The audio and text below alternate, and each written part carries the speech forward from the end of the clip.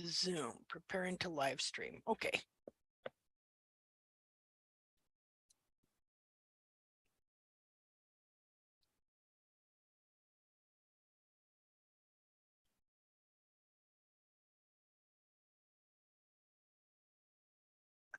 Video unavailable, go to, what is going on?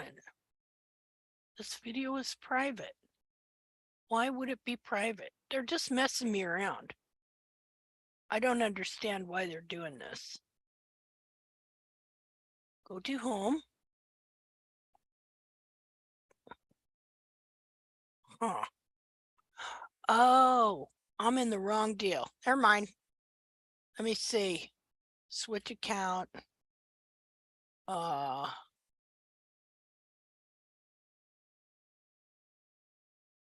Okay, I think it's okay. Now we're live. Now everything's kosher. Okay, good deal. Let me go get over here on here. And okay. All right. So this session of our hoof chat, whatever you want to call it, is going to be specifically about what is called the toe quarters. And this seems to be an area that people have a very difficult time trimming. So hold on here a second. And oh, this thing here. Just a second. See where I can get here. Let me stop share for a minute. Stop share. And get over here. Pin spotlight. Okay. Now, can everyone see this hoof capsule? Right there? Yes. Is that on the main thing here? Yes. Okay, let me Yes, go yes. look. Just a second. Okay, good. It's on the YouTube as well. Way behind, lagging way behind. Like about, because see, I don't, oh, well, it doesn't matter what's on YouTube. What matters is what I'm doing right here. Okay, so let me get some other things here. So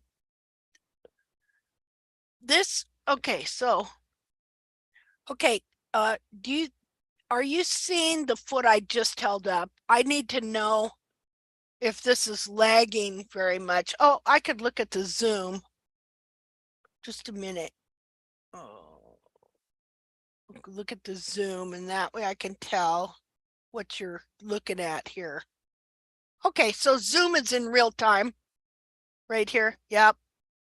Okay. Okay, so the toe quarters. The toe quarters are, let me find something to point with. The toe quarters, like here's your toe right there. Okay, across there. And then the toe quarters are this piece here.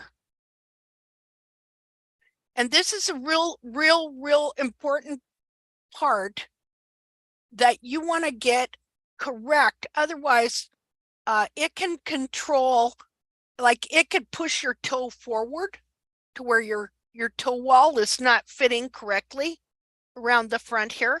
It can push it forward like this to where it won't be right.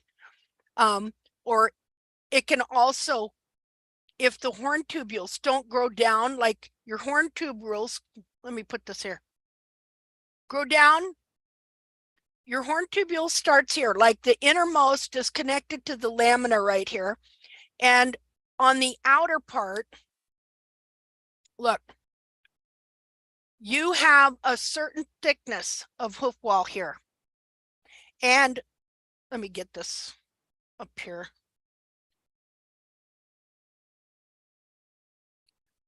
Okay, so your lamina that you see in here is the innermost layer. And then this is where your coronary band groove is, right here.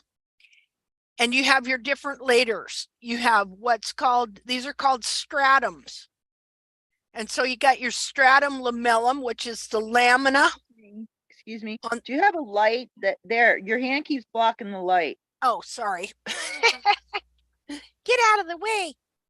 Okay, so here's your lamina right here.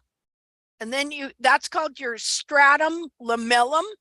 Then you have your stratum internum, that's the innermost part of the hoof wall. Then you have your stratum medium, which is the middle, but we got to use these big, instead of just going inner, blah, blah, blah. But anyway, the middle, stratum medium.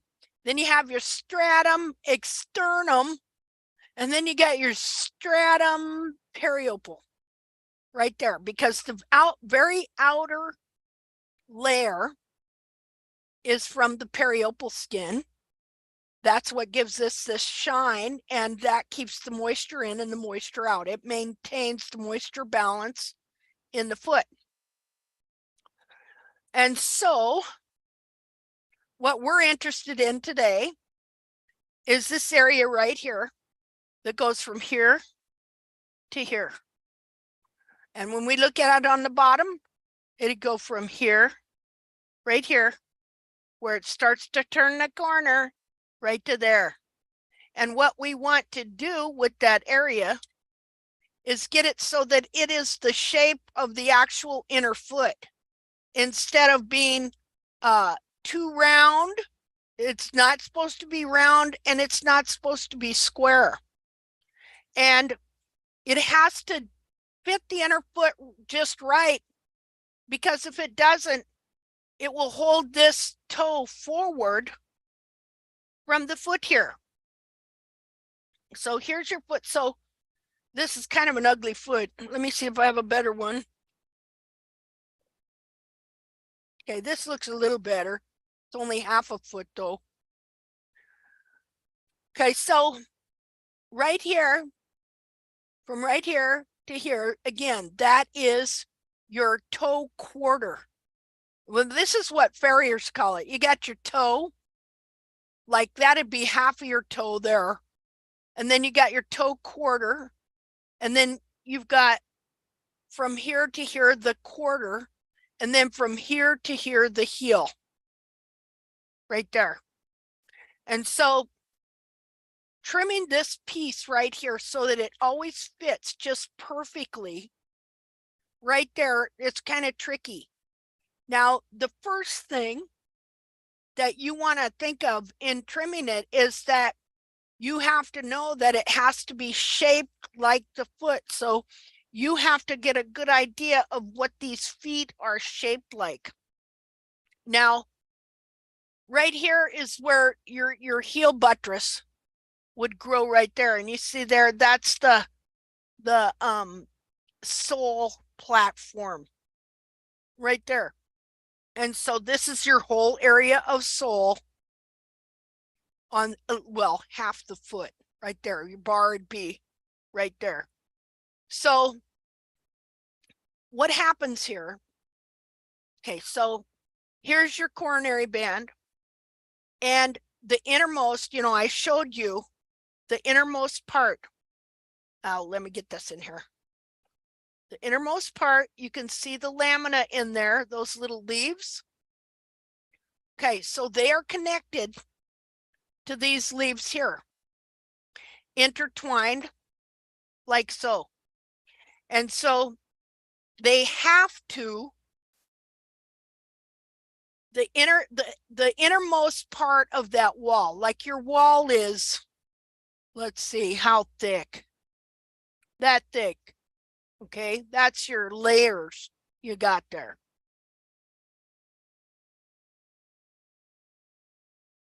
Okay, so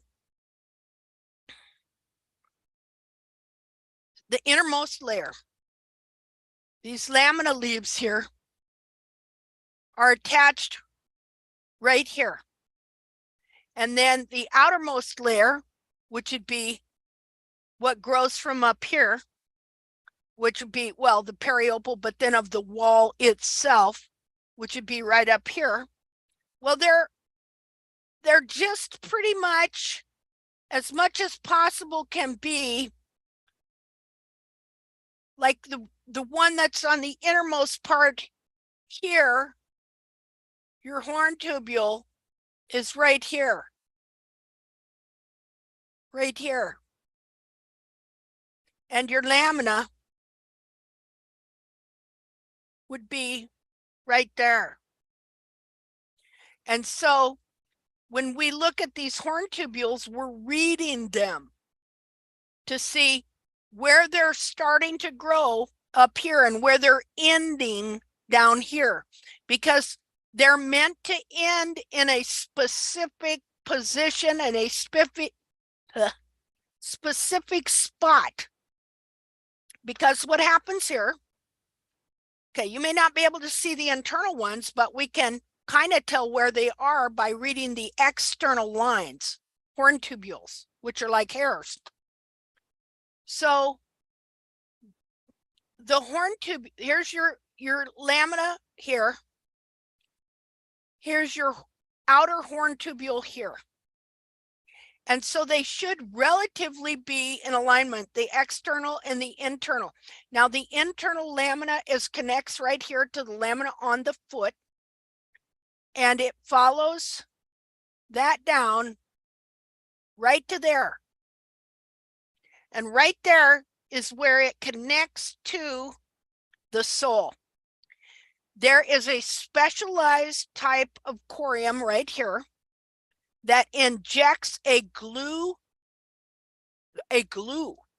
Literally, it is glue. I would like to say a glue-like substance. No, it's glue, believe me. It's got the consistency of rubber cement, because you see these lamina end right here. Remember I told you the lamina here, these connect like this. Okay, well, the thing is, the sole starts to grow right here. The sole does not have lamina. It doesn't have any leaves like this for the wall here to connect to. And so when it gets right here, there's something here. There's a specialized type of corium here that injects glue into these little crevices here and connects the sole. See, I wish I could see right down there, and he connects the sole. Well, there we go. See it down there? It connects the sole to the wall. And now you want to look down there too, because you see how the lamina end before the sole starts. Okay, see, this is a big deal because this is the internal part of your convex sole ridge, because the sole starts to grow before it gets to the very end of the foot here. And this is why, see, they don't know this. This is one of those areas that they messed up in their understanding of anatomy in the first vet schools. And then they transferred this bogus belief down through the ages to where what they teach is that the lamina ends here.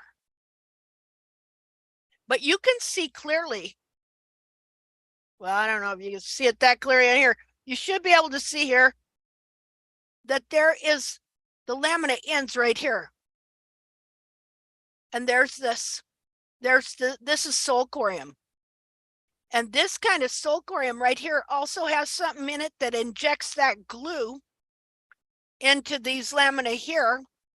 And it grows a convex ridge of sole around the toe that is like this, like that, so that it cushions the whole rim. It's got its own little, I don't know, I'm looking for a good word.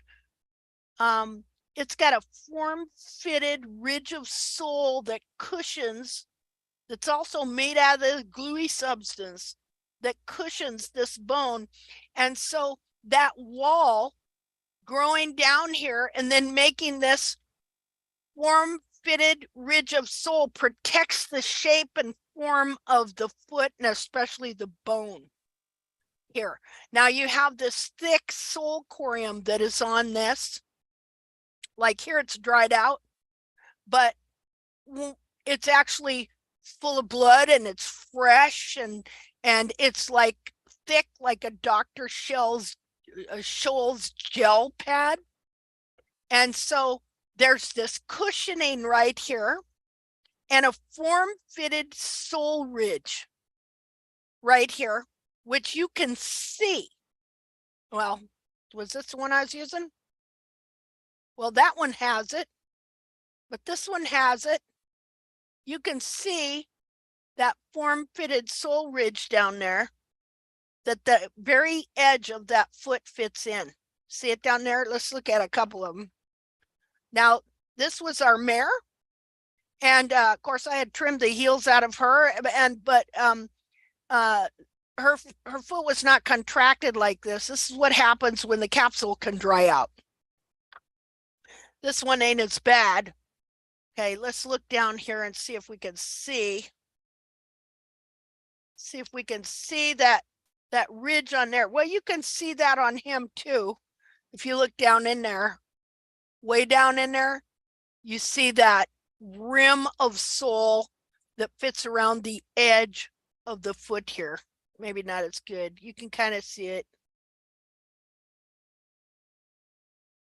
But do you see how the lamina does not go all the way to the bottom? Can anybody see that? Anybody out there? Yes, we can. Okay. It's this when we had the live dissection you did. Do you remember that we showed that this is a different material? Yes. Yes.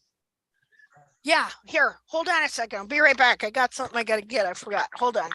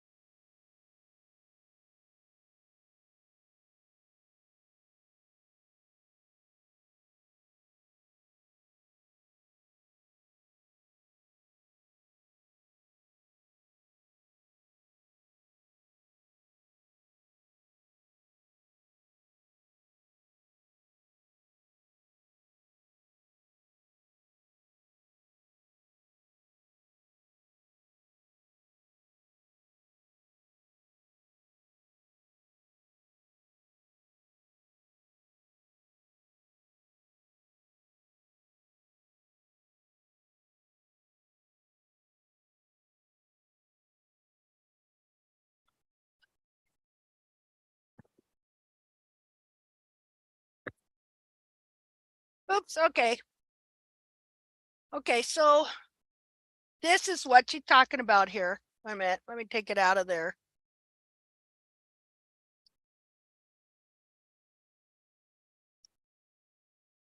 Doesn't even smell bad. Okay, so this is a skinned foot right here. Okay, so let me get another deal here. Well, see, I got another whole one here. Hold on. Where are you? You're going to see it on all these feet. Just a second. Okay. Okay, so that would be the same as this foot here. Well done. Okay, so this here, the skin is still on the foot. Right there. And hold on, I need to find me a pointer. Just a second.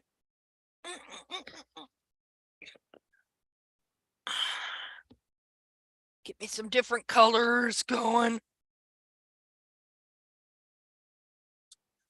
Okay, so this crap.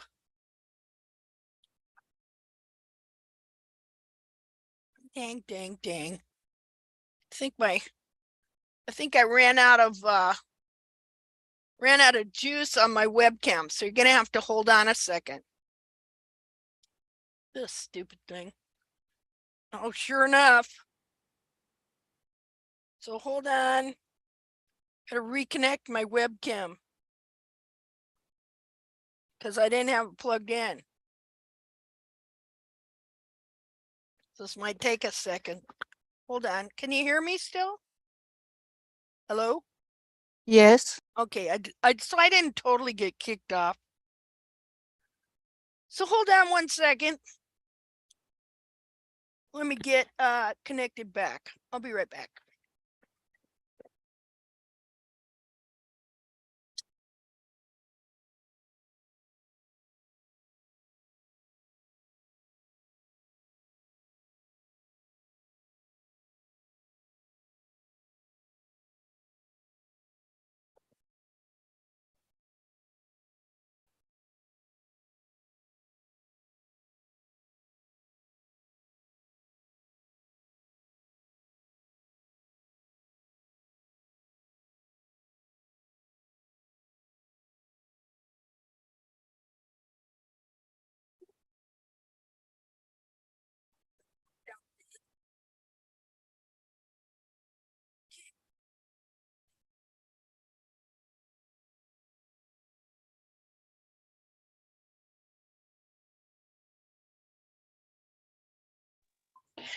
I want to tell everybody that this special thing that Linda now shows us, nobody, not even the books of the universities, have ever shown this.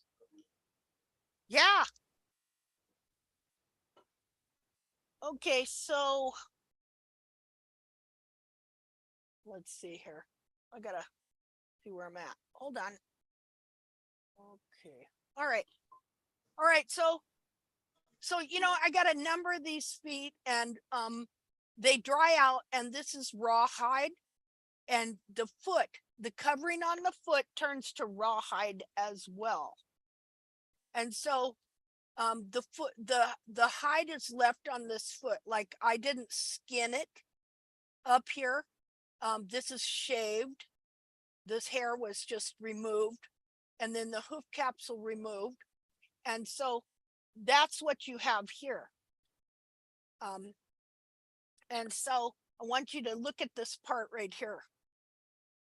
See that it definitely is different. If you look, you can see the coriums. This corium grows hair. This corium grows periopal. And what you know what I was thinking of that nurse. This little pig went to market. This little pig had none. Okay, so this periopal grows hair. This periopal grows, or no, this corium, okay, which is skin.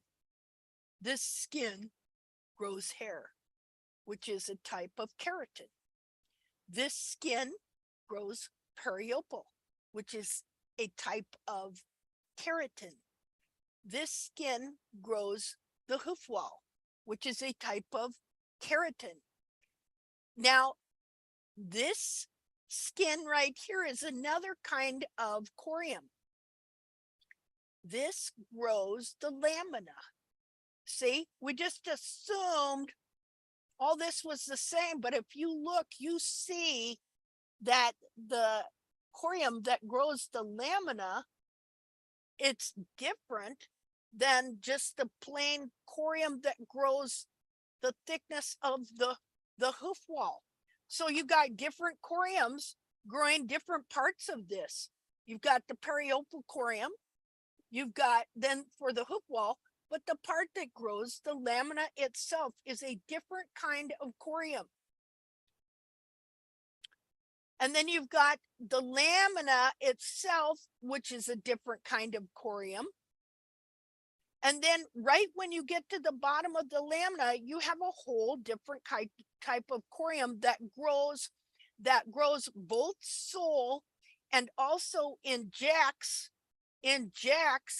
glue into the sole so that it will be connected with this lamina in here, injects it into those crevices. And that is how the sole grows. And then you have, well, you just have all kinds of different stuff here. You have the sole corium. Then you have, I do believe that's some bar, but I'm not sure because it's kind of distorted. I believe you got some bar lamina here. You've got another kind of corium here. You have frog corium. You have frog corium right here. That was part of the frog right there. So, well, that was interesting. I was just thinking, okay, where were you going from there? Okay, well, anyway, we have to understand all these details. We have to understand exactly how the hoof wall grows and everything else. So let me put this thing back in his little package. Take him back to the refrigerator. No. You don't probably don't want to come eat at my house. So, but this has been cured. It doesn't stink. It's been cured in salt and in I don't know, I just did put glycerin and salt. I did everything I could. I packed it in salt and it's still flexible and it doesn't stink. It doesn't smell dead because see, really this is leather. This is a type, it's all leather. That's why it can turn to rawhide. Things like that. Okay, so okay, we're going to talk about how, just a minute. Okay, now that you know. Linda, Yeah, only the meat goes bad and stinks. The skin never stinks. really? Yes. See, well, I didn't know that. If you slaughter an animal, the meat goes bad. Okay. Well, The hide. Yeah, you can take a hide and drape it over a fence and it'll just dry out, right? Yeah. I forgot all about that. Okay. Okay, so let's see. That's why we can wear it for shoes. Okay, so again. So the hoof wall starts growing here. It's connected to the lamina here. It grows down to here where it connects to the sole. And then the sole tubules start growing here, connected to the wall. And they all grow down to the ground together. And so what we want is you want your horn tubule that begins here, and it is supposed to connect here, and it is supposed to end here. But what happens is, especially when the heels are trimmed out, because when you trim the heels out, it puts everything at an angle, forcing it forward like this. And so the lamina and the horn tubule that was supposed to connect here is forced forward like this.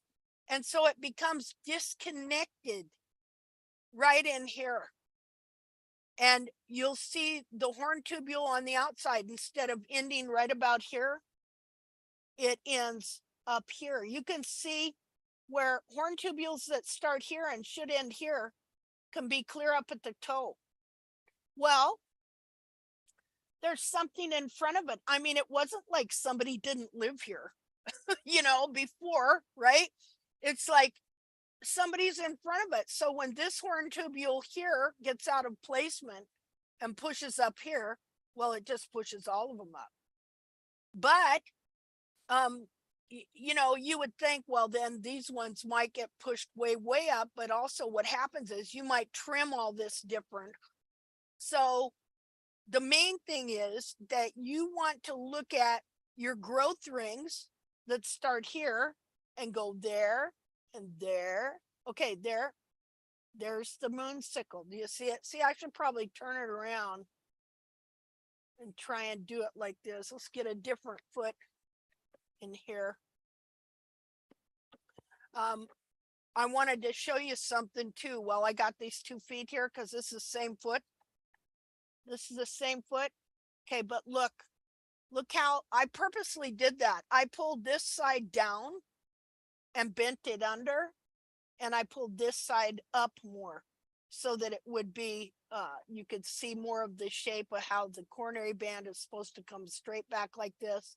And then your heel buttress grows from under here, connects to the back of the heel, and see how it would support the whole back of the foot there.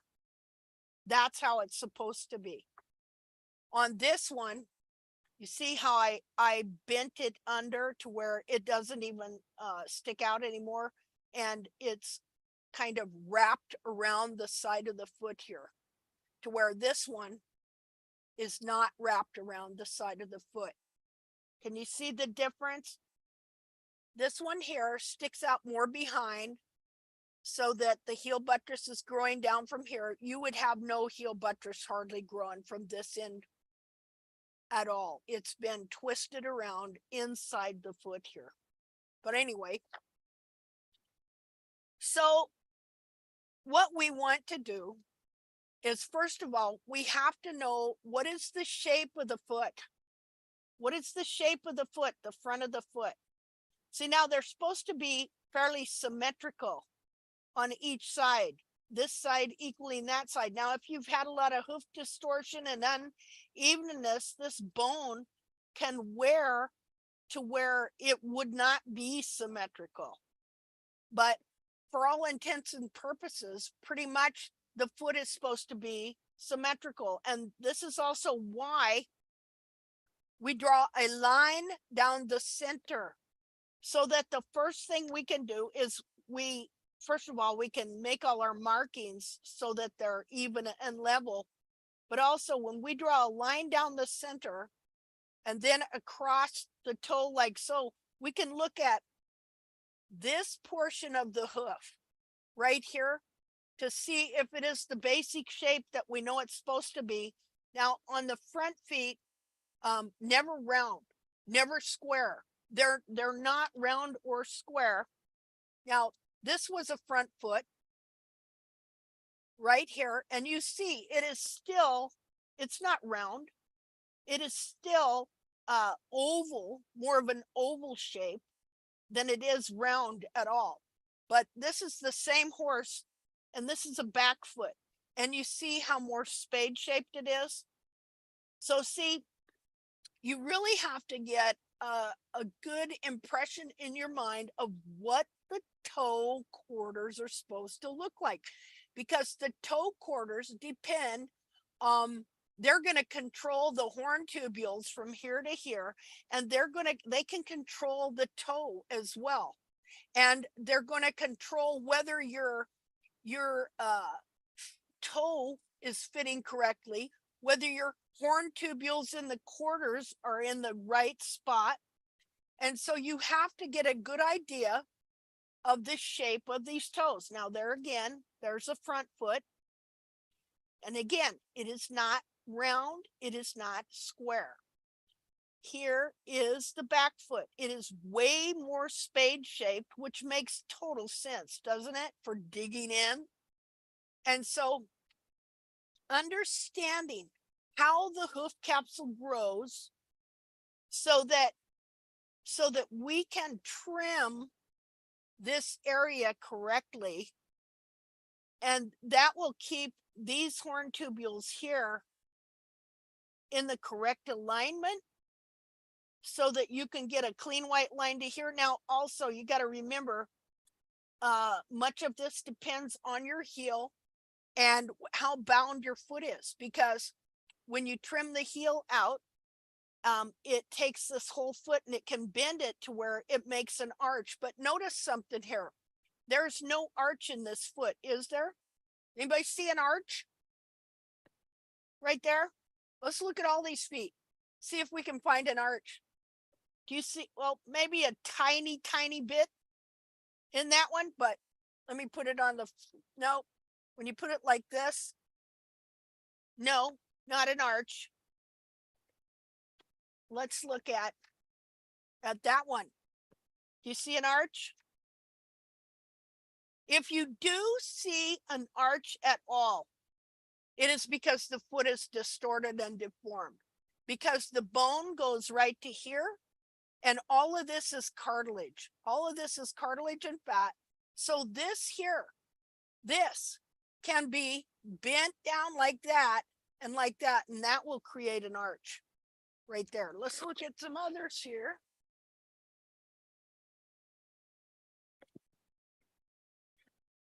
Does this one have an arch? Okay, has anybody seen that equine podiatry thing where he puts forth the idea that these feet have an arch right here? It's called, what is it, the internal arch theory or something like that. And that's because when these feet are deformed and they don't have heels and all this is pulled down, it when you pull the back of the foot down, it pushes the heel in this area up and it creates a false arch. And it is so common that they began to think that it was part of the anatomy when it was really a distortion. And that's why in barefoot trimming, what you have them doing is saying, oh, well, you got to scoop the quarters because they have a natural arch there. No, they don't. That's a distortion. And you'll also notice that when that happens, you can't get tight. There's not a clean, good connection between this area and the wall. I want to show the picture of this foot here. Just a second. Got to remember where it was. Just a second. Hold on. Go to Facebook.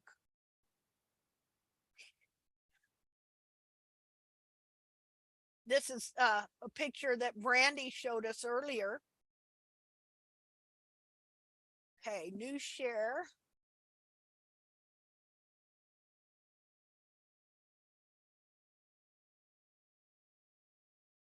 Okay. You see this foot right here? Okay, you see how you can't get a clean white line right here in the quarter? Okay, so that's what happens when the lamina are not, when the lamina are not growing down correctly and connecting in the right spot, and they have been forced forward. They're not connecting with the sole in the right spot. Let me see if I can.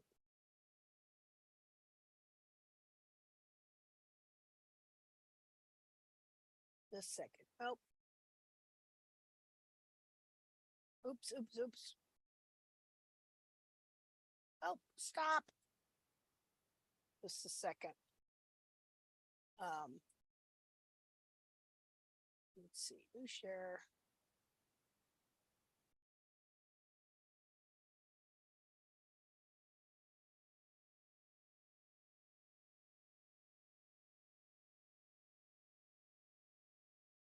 Okay, so what you're seeing now, do I have that on the right deal there? Okay, so when we look at this picture here, we see these horn tubules in the quarter right here going clear up to the toe. And that is the same foot kind of at a week apart or whatever.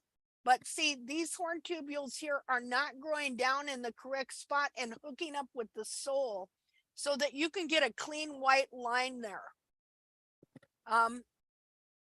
So again, let me go back to here.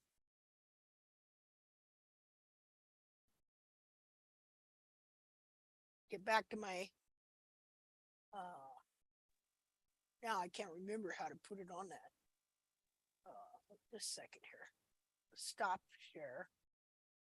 Okay, there we go.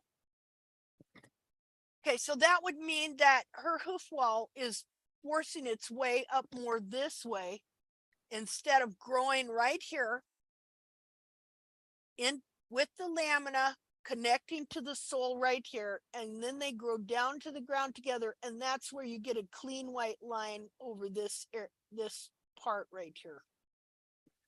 Now a lot of no, I'm gonna say that anyway. Okay, so then how do we get this here to fit? Well, here's a front foot. This is a front foot. How do we get this to fit this? See what I mean? Especially when you're trimming these areas right here. So many things can happen to this area. Now, one thing that I have begun to do is, since I know that the foot is supposed to be this shape, no matter what, when I am rasping flat, I will make sure that I try and take this area down to where it's shaped a little more like the side of the foot. But if your toe or your pillars have been forced forward, you cannot just rasp down to force it into being shaped like this foot here, because you will have horn tubules that are right here that are actually supposed to be back here. And so there's two things that you have to do. Yes, you do have to remember that the basic shape of your foot, so that when you are rasping down, you can make sure to take this part lower. See, you will have a tendency to leave this area high. So that is one thing that you have to think about. If you leave it high, because it grows down and forward, and you leave it high, then you're going to leave extra pressure here that is going to start eventually pulling them all forward. Another thing it's going to do, if you leave this area high, is gradually it's going to start pushing back up into the coronary band and cause the coronary band here to be raised. So anyway, this is just some of the things about this toe that we have to remember, that it is a specific shape. The back foot is different than the front foot. Like here's a front foot. There's subtle change there. There we go. Okay, so let's take a look at this here. So here's our toe quarter, right from here to here, going just around the corner. I wonder, I haven't really looked at hers to see. Of course, this capsule's dried out, so you can't really tell a lot from that. I'd have to look at the fresh dissection pictures to really tell what was going on. But all in all, she wasn't too bad, but she's overgrown, so I'm just looking at it here, examining again. But here again, I want you to see, ideally what you want is that the wall grows down, connects to the sole, gets injected with glue, then is connected with the sole. The sole only grows like 3/4 to 1 inch in thickness before the sole dies and exfoliates. The wall can grow forever. It's like a fingernail. You know, you ever seen those people with fingernails that are like 4 or 5 feet long? So the wall, that's a fingernail. It can grow forever, but the sole is only meant to grow up to an inch to retain its full thickness. And it also will only grow to its full thickness. Well, it'll still grow to its full thickness, but let's see how to explain this. Okay, so your sole here is only meant to grow about that thick, about an inch. And so if it is at the right angle, like you see the angle of the horn tubules here, then it's gonna grow to about that thickness here. Let's do this. About that thickness, and you want to have uniform sole thickness along this area here. And so your sole tubules are at about that angle with the wall. But if the wall gets pushed up like this, it can affect the sole tubules, so that instead of standing up like this to be able to grow to their optimum thickness and provide protection under the foot, well, they can get shoved like this to where they're like that. See, and they're not at the right angle, then they won't be at their optimum thickness either. You see how that works? Here, if the sole was supporting them, they'd be at their optimum thickness. But if something happens and they get smashed forward like this, which think about it in the toe, when your toe gets flared and pushed forward like this, what happens to the sole? Let's say this is the sole, but it's connected to the wall, and so it gets pulled forward with the wall. You see how that changes the thickness of the sole?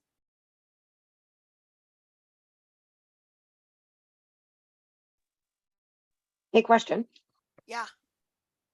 On other pictures that I sent you, there's a black foot there, and the outer hoof wall is chipping up, and then what's being exposed down below is like finger-like projections, which I can only think is the lamina, but they're like brown. They look like they're burnt. But is that basically what you're explaining? Is that what's happening? Well, I noticed that. Is that- I noticed something's definitely going on there with that foot. So let's just go look at that foot for a second. Just a minute here. I don't want to take away from what you're talking about, but I have a feeling that's exactly what's but happening. it has something to do with it, you know. So let's look at that foot, because obviously some connection, something isn't happening that's making that wall unhealthy, you know. Let me just go there real quick, because I was kind of looking at that before and had noticed that before. Yeah. Not healthy looking wall at all. Let's see here. Share.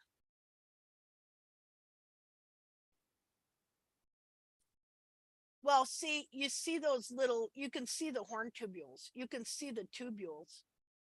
See them? Just a minute. Save images.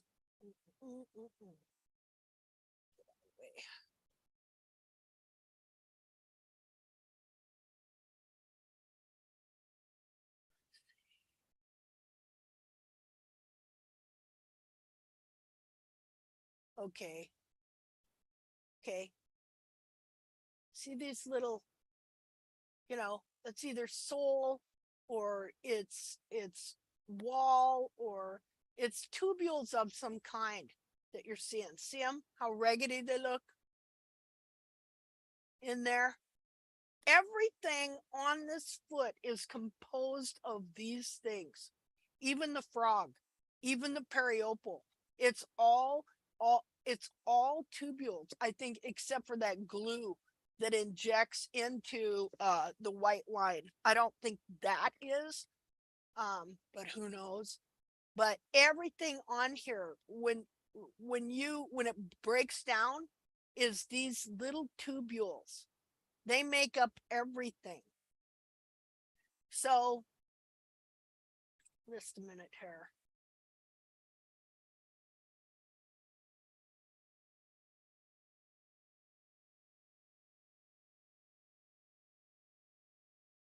See, man,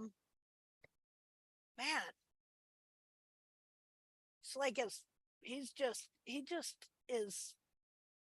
I wonder what he looks like. Like, you don't have a total side view, but obviously, this all has something to do. I imagine that if we would wash up this foot real good, we would find that these horn tubules are not growing down and connecting properly with the sole for one reason or the other.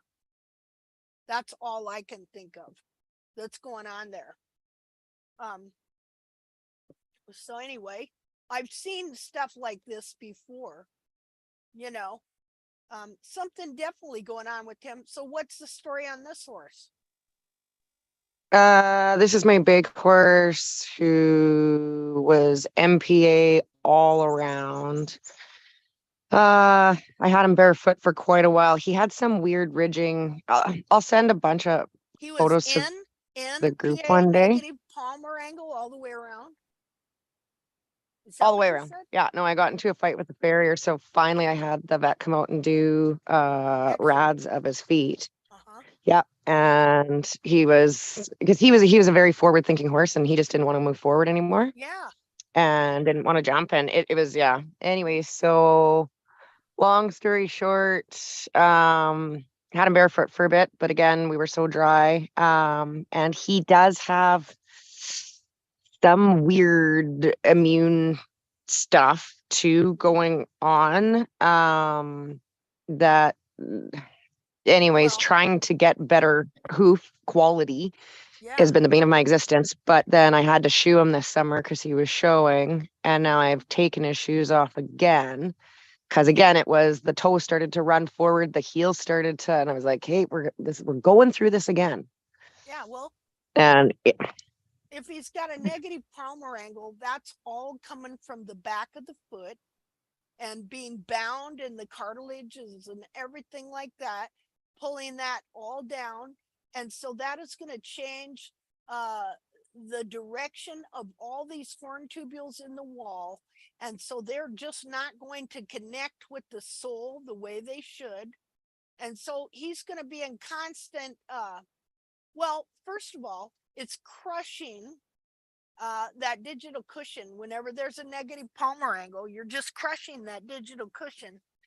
And I have a theory, because adipose tissue has hormones in it, that the hormones are sending signals that they're in starvation mode, because they're wearing their heels out, and that's the only thing that would crush that digital cushion. And I think that it sends signals, that all of this sends signals to the brain, and the pain and the whole thing goes on, and they start, it just jacks with their system, you know, I think. So, but that's just my opinion. I mean, can't prove none of that, but one thing we have seen is that, like horses that have metabolic issues, that when their feet get better, the metabolic issues seem to disappear.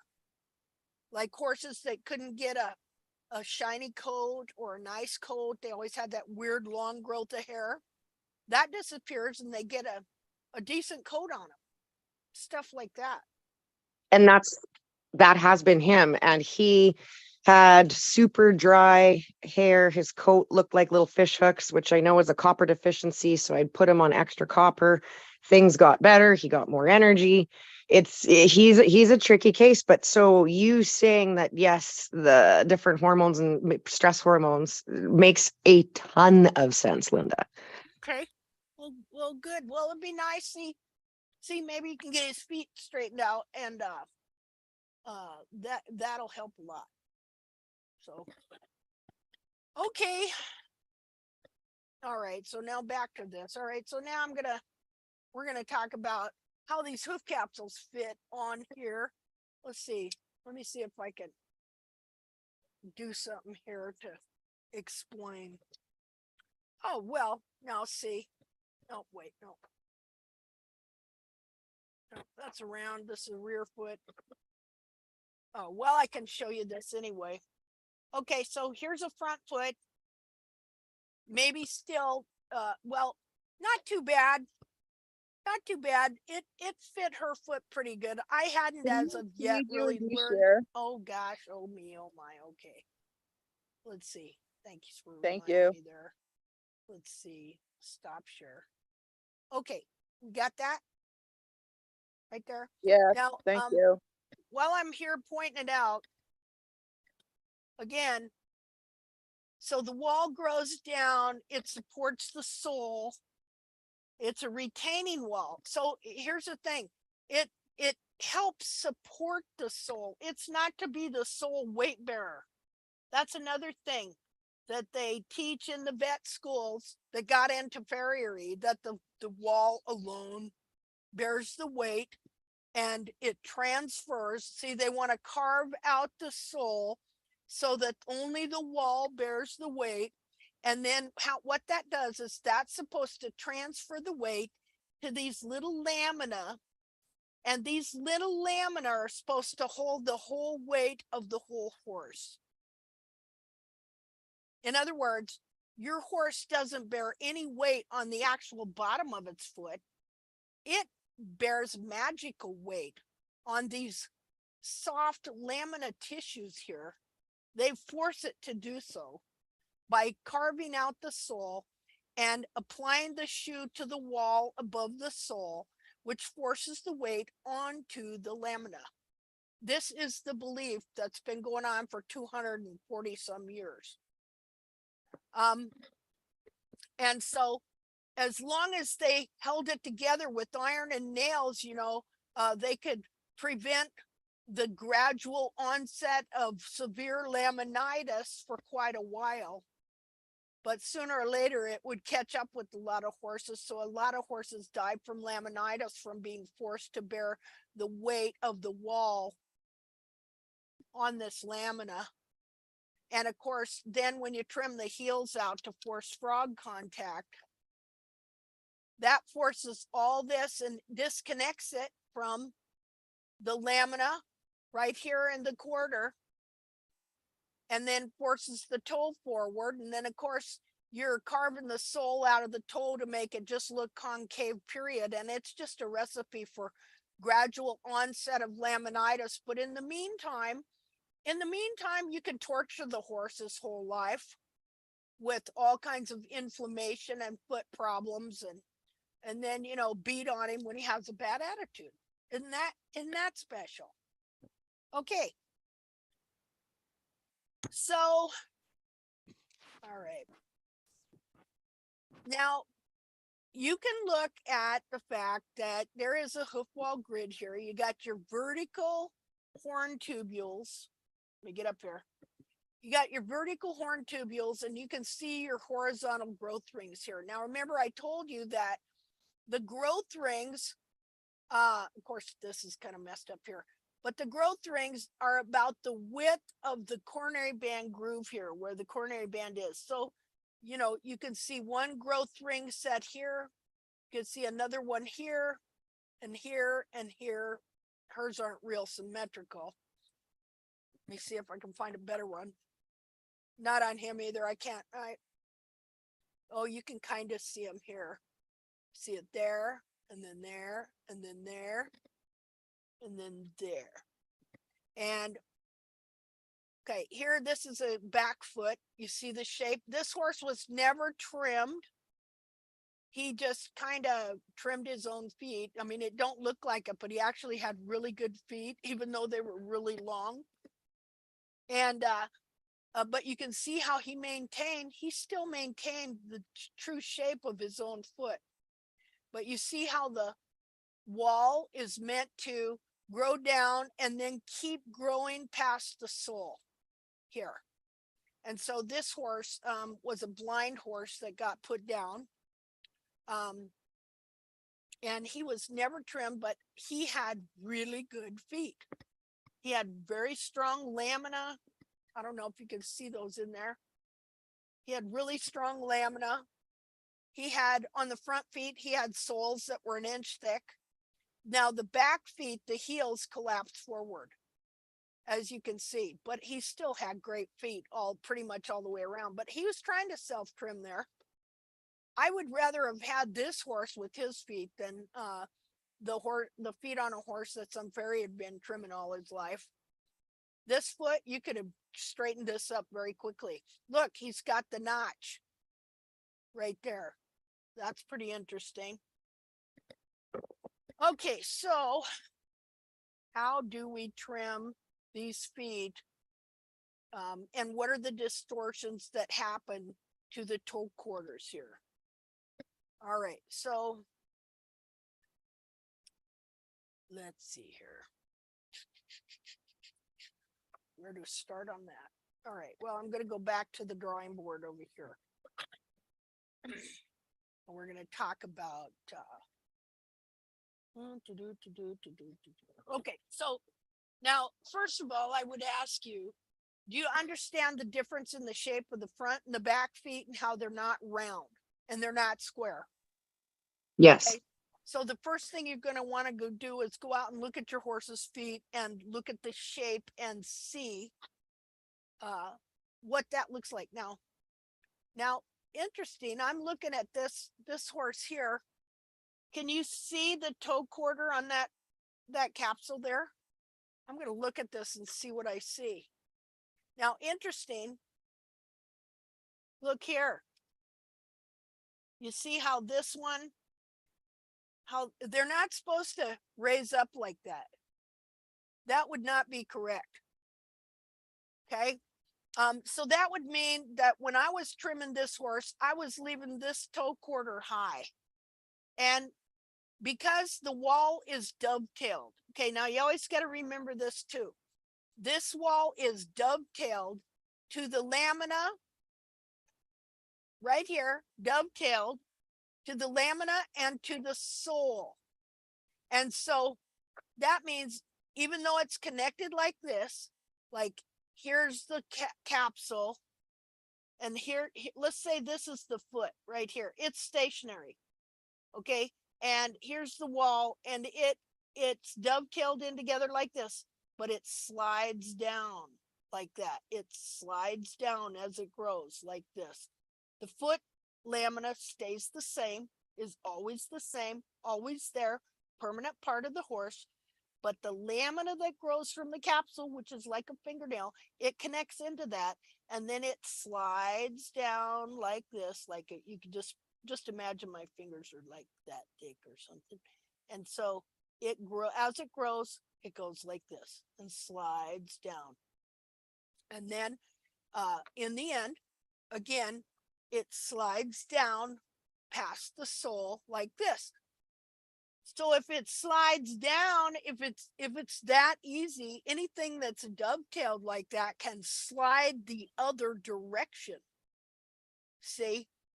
And so what happens is when the wall gets really weighted here, what can happen is, of course, this wall, because he was at such a slant, it didn't really push back up too bad. I'm looking at it. No, it actually didn't.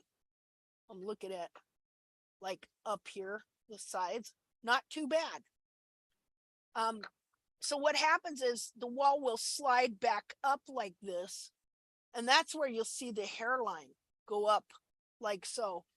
Now I want you to look here at how sharp the edges of this are. Without the periopal, this would cut into the flesh of the horse right here. I'll show you a picture later of this gal that had this horse, and of course it was shod for years, and they kept loading the wall here, like you see here. See how the wall is just barely above the sole? Of course, they kept putting a shoe on that to transfer the weight onto the lamina, and eventually the wall pushed the coronary band up. You see this coronary band, even though this is a dried foot, so I can't push it anywhere. In reality, I could push this up almost half an inch. See, because not only does the horse have a suspension system, he has a self-leveling system as well to a certain degree.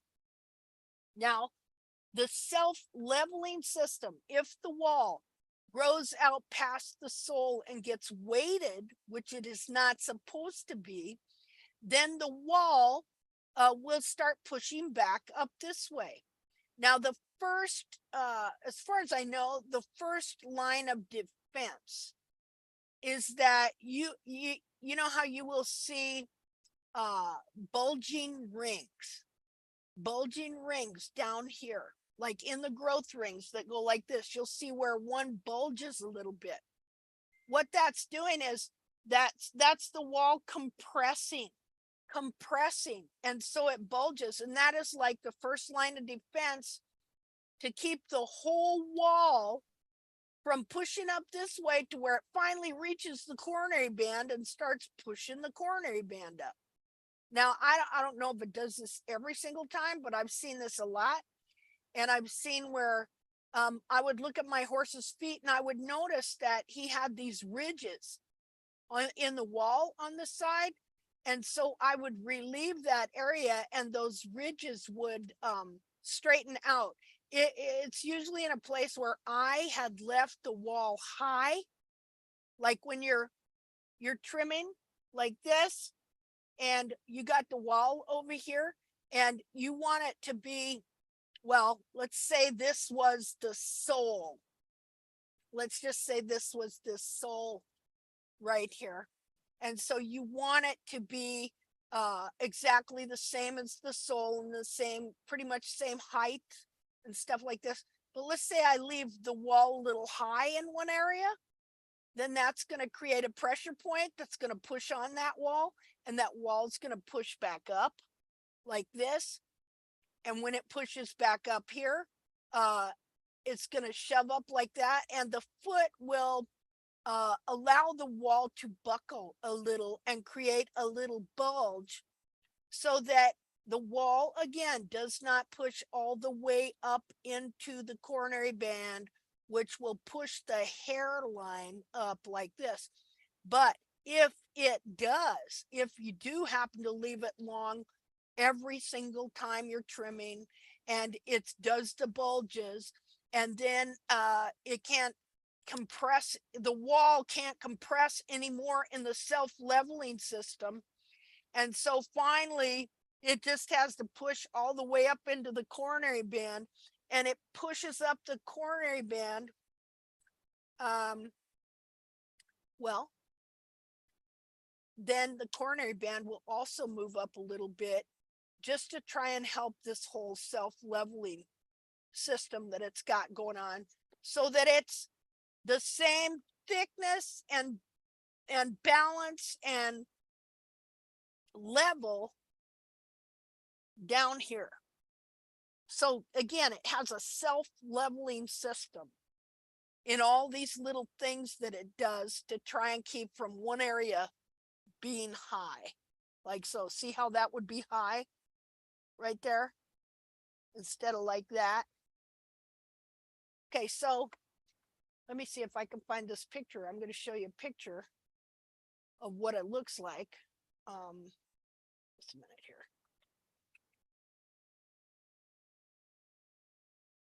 I hope I can find this picture because I just seen it this morning. Linda, this Yeah. is Alana.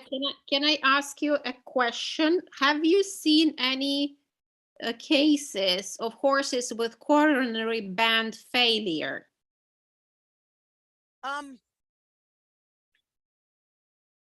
Well, I'm trying to think of Maybe, that. yeah, maybe we I'm can just sure. leave it. Yeah. You know, I'm sure that happens. I'm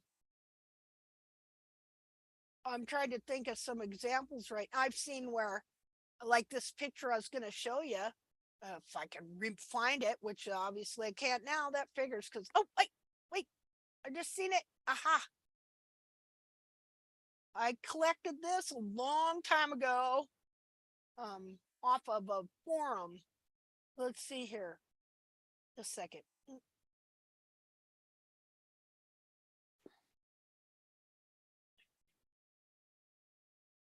And I sent you a couple of pictures, but we can keep them till, you know, next chat. It's just because we were talking, you were talking about coronary band and Okay, how well, it's pushed.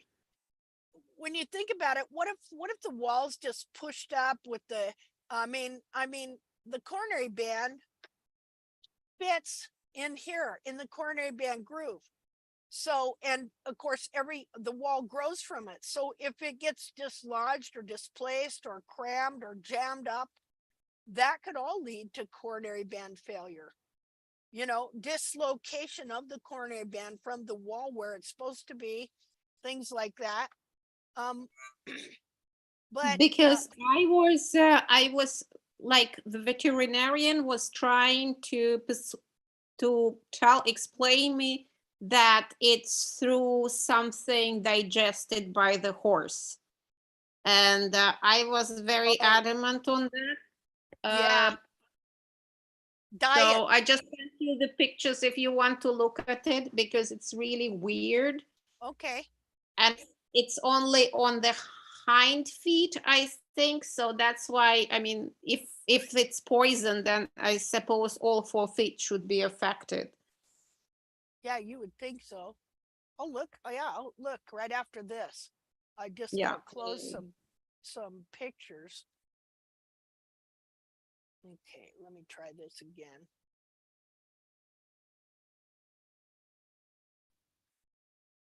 What is going on here? This thing's starting to aggravate me. I have this picture here and it's not, oh, show all windows, duh. Okay. Before you cuss the computer. Okay, see this picture here?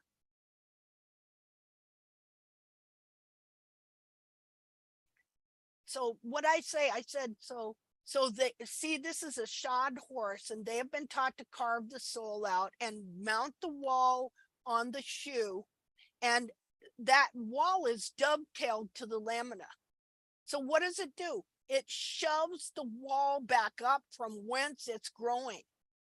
And you see here that the very edges of this hoof capsule are very sharp up there at the coronary band groove. Well, finally, on this horse, this wall just got shoved up so dramatically that the edge of the hoof wall is cutting into the flesh of the leg.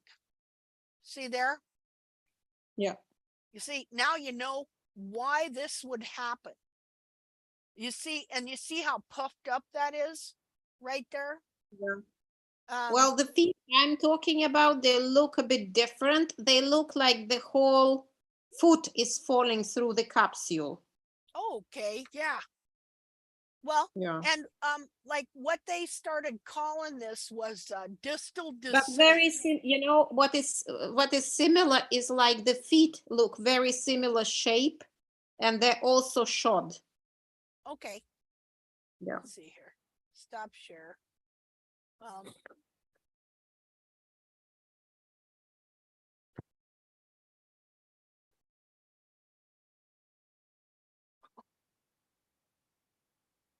Oh my gosh, that's disgusting. That's really awful. Just a minute here. Oh gosh, new share.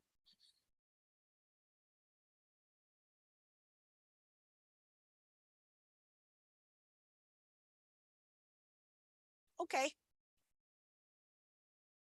Well, that is pretty awful God looking, isn't it? Yeah. Yeah, I would not say that is necessarily diet related.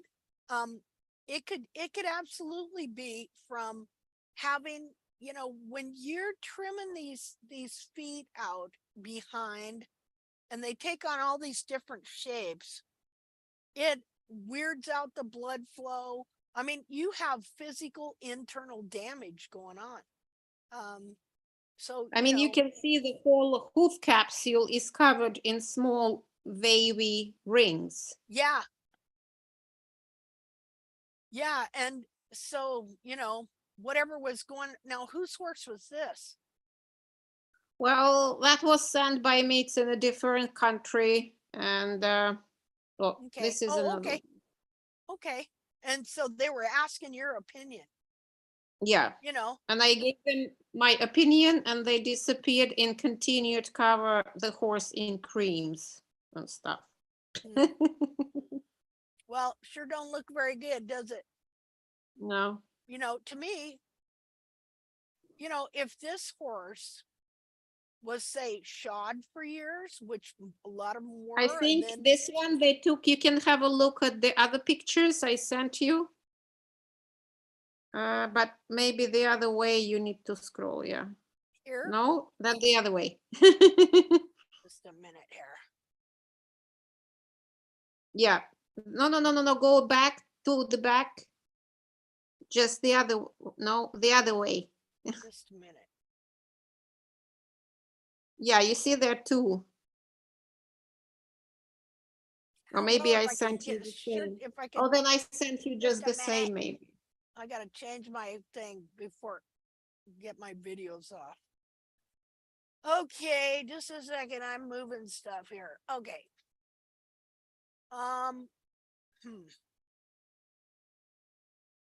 Keep going this way. No, you need to go to the last post I sent you. The last post in Messenger. In Messenger, yeah. Oh, okay, I see it here. Oh my gosh. Yeah, well, heck yeah, this is from me being shod. Constant pressure on the Yeah. coronary band from the wall being pushed up. And you see the toe is gone, but the quarters, like you were talking about now, the quarters are still there, but the toe is completely destroyed. Yeah. Also. Well, yeah. So then they just take the shoes off and stuff relaxes a little. But man, this has been going on for a long time. Well, this is the same thing that you're seeing on that other horse with the blood coming out the top. You know, it's just that a different manifestation of it. You know, think of the pressure that's been on that coronary band. Yeah, with there's that no wall. blood left. Yeah. Yeah. In this case. Yeah. There is no blood left. Circulation literally. Even. Like you don't see, it's white. Oh, what did you say? It's like white. There is no blood left, no circulation. Yeah. Yeah. It just creating this disgusting growth. And I mean, you can just see how they have been rasping these walls down. Because see, you see all the bulging and everything like that. Well, that's another thing about these walls is they have the hardest exterior is on the very outside. And then it gets softer as you go in.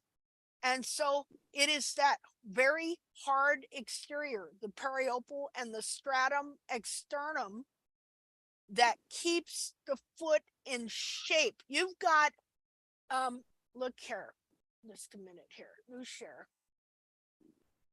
Well, maybe. Oh, okay, that's what I was supposed to do. Okay, so look at this. It's just a shell. All right, it's a shell and it's full of moisture, and you know that it's not real hard. You can tell that just by the way it can move when you do a few things to it or when it gets moist. You have a 1,200-pound horse or more on the inside of this on his foot pushing out. Have you ever heard any of those things about all the weight, like a woman that wears a high heel, how much all that poundage in the woman zeroes down into that little heel per millimeter or whatever, how the weight is compounded into that small area? Well, you take this hoof capsule and you put a 1,200-pound horse in there, and then all that weight is forced down into this foot, into this shell here. Well, the hardest exterior is this outside, this outer layer.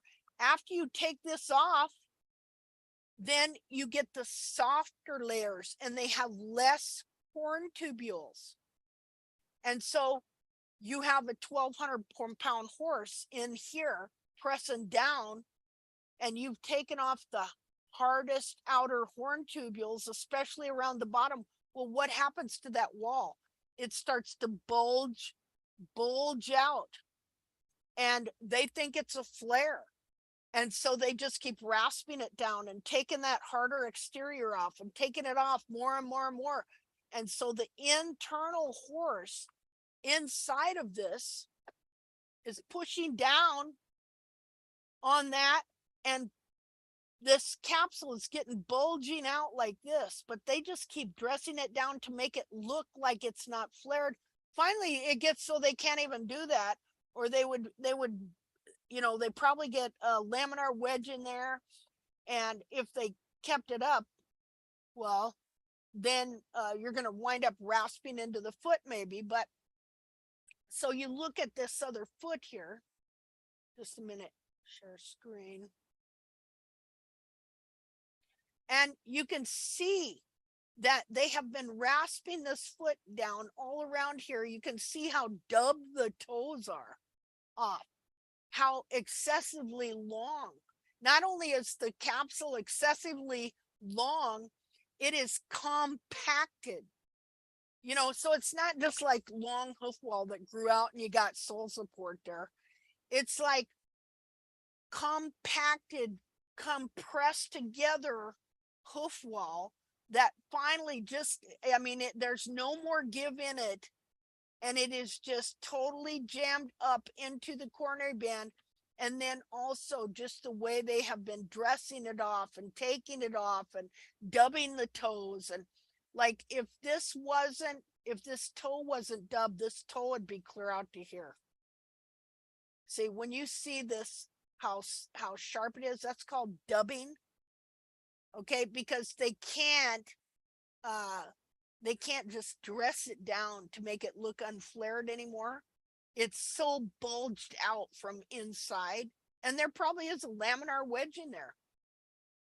And so this toe would be clear out to here if it wasn't dubbed off. It would bend and turn and fly clear out into here.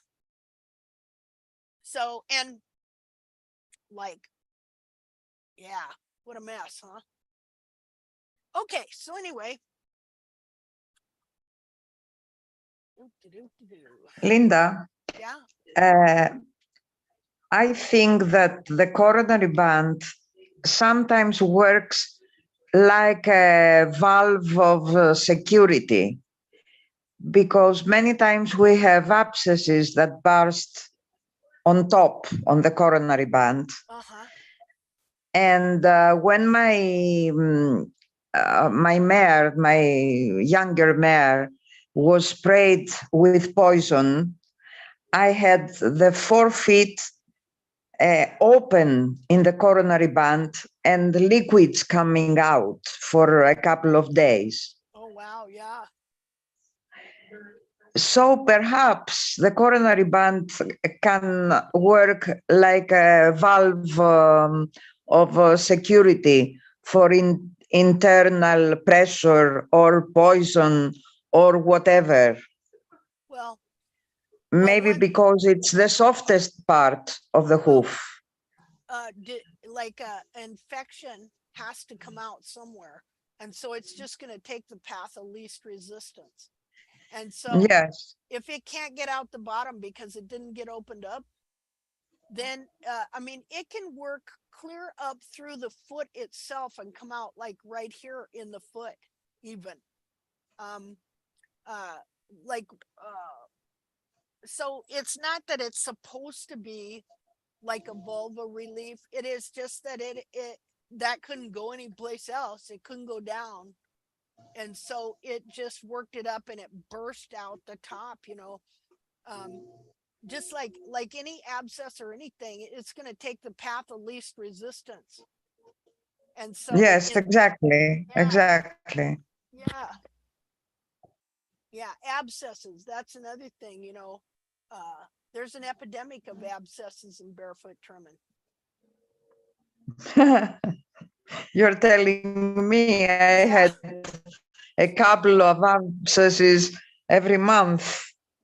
Gee. And the last one was 2015 Christmas. Oh, really? And then I finished with the abscesses. Yeah. Thanks to All you. the time before, huh? Yes. Okay, so now I'm gonna try and get into this deal here. Okay, so we're going to. I can't hear you, Linda. You're like really faded. Oh, how's that? Better. Okay, sorry, my thing was under my chin. Oh my goodness gracious.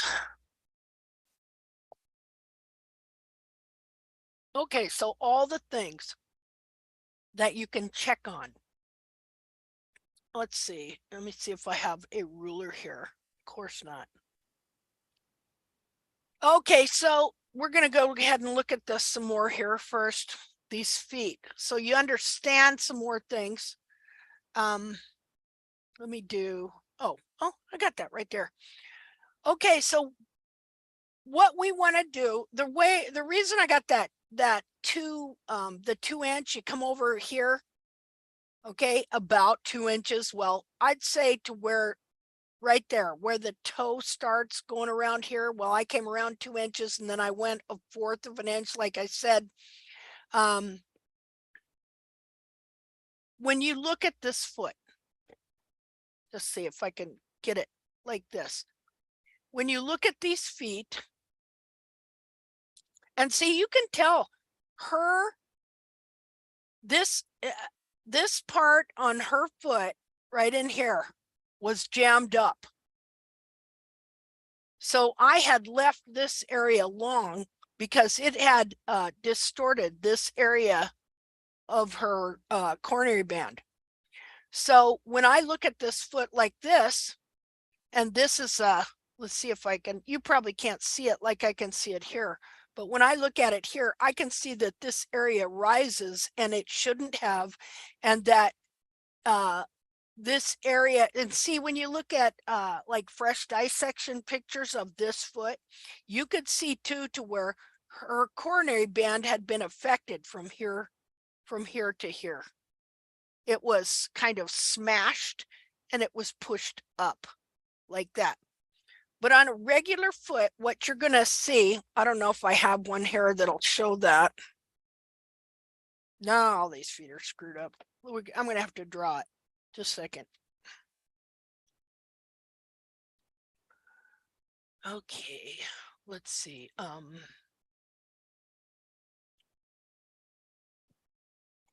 Trying to think. Okay, just a minute. I got to open some pictures here.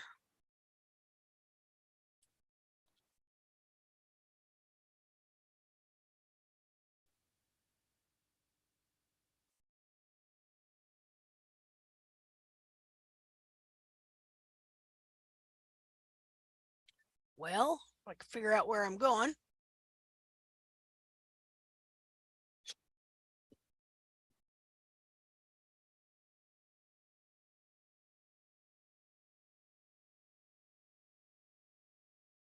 Just a second.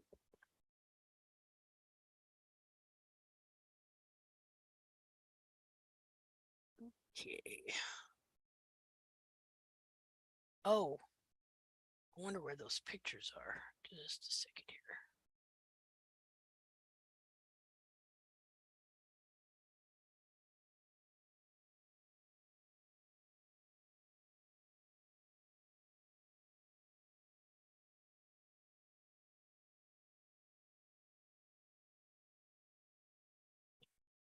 It seems to me I was looking for these pictures last time and I couldn't find them. Just a second.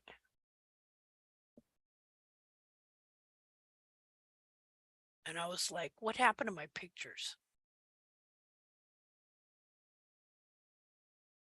That was pictures of my dissections that I'm always showing people. and that seem to have disappeared. Maybe I can find something that will help work on it. Just a minute. Yeah, because I was looking for these and they had disappeared. Just a minute. Good. Ah, okay. Oh, that was a relief. Okay, hold on a second here. I gotta get something up here.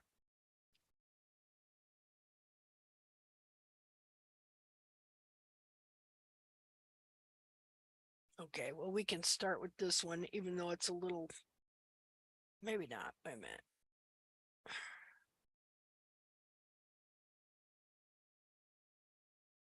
Hold on. Sorry to take so long here. Okay, well, this will work.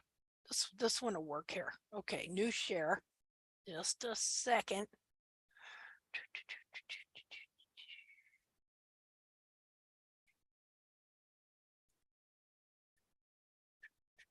Okay. Let me enlarge this. Okay, so here you have an example of 2 feet. One that is deformed and distorted. That's this foot over here that was barefoot trimmed. And you can tell that like if you didn't know what the true foot was supposed to look like, you might look at this foot over here and you would not be able to tell what is wrong. But definitely what you see, the shape of the foot is not the true shape of the foot. This is the shape that the foot was forced into. And if you look here, you can see where there's kind of a pressure point here where it's kind of shoved up, because actually this, if you look over here, you see how the hairline goes down like this? And it does on this side too, but you can't see it as well. There was some jamming over here, not on this side. Ideally, on an anatomically correct foot, you're going to have this deal here. Just a minute, let me get a good color. We'll do pink. Okay, the hairline, to be correct, is highest here, and then it gradually goes down like this on the side. Over here, it would do the same thing, but on this side, you see how this is pushed up kind of right there? I think she did have some, because this horse had some problems in the pillars. They didn't trim the pillars like they should, which they will look at that. But still, you can see that it goes down like that. It goes down. And on this one, it doesn't. In fact, it kind of even dips there and it just stays wide till it gets over here. See that? So ideally, when you look at a foot in the front and you look at the hairline, this is what you want to see. You want to see it slightly go down from here to here, because your longest horn tubule in the whole foot is right in the center of the foot here. And then, you know, and of course it would hook up with the sole right here. See that? You can see that. And then the wall and the sole would grow down together to about there. And so look at the shape of the bottom of the foot here. See how it goes down like that when you're looking at it, and like that. So when you look at, of course, shouldn't have that there. That was kind of mushed up. But so when you look at a horse's foot from the front, for the hoof capsule to fit correctly, it has to look kind of like this. And this is one way you know that you're trimming your toe quarters correctly. So you will look up here and you will see it slightly dip down there, and you will be able to look here and you will see that your hoof capsule goes up like this. So if it turns into a deal where, oh, well, here, maybe I don't want to go there yet. Wait a minute. Stop. Okay, and this part here will be widest here. But then you've got that. See, I don't know if I can draw this. Let me think about it for a second. How does that work? Somehow, okay, so it's widest here. Okay, wait a minute. So we come over 2 inches here and I say, okay, kind of just give you an idea if you're in the ballpark. It would be longest here, like say you're 3 1/4 inches here. Okay, then by the time you get over here, it should be about 3 inches. If you drew a line over here to wherever that 2 inches is, do you see why it would be shorter? Do you see why the distance from here to here is shorter than from here to here? Because the horn tubules gradually get shorter as they come this way and go around the corner to the heels. And they should all be in vertical alignment,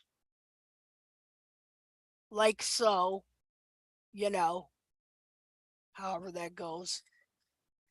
And your growth rings, well, I'm going to have to get a foot and look at it because I've never really drawn them from here. So let me go over here and get a recent picture because I think I'm pretty good on this stuff. Now what we're looking at here is just one way to check to see if you're kind of in the ballpark.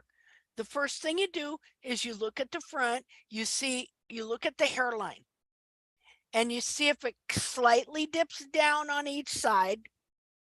You don't want the toe dipping down. You don't want it to be shorter.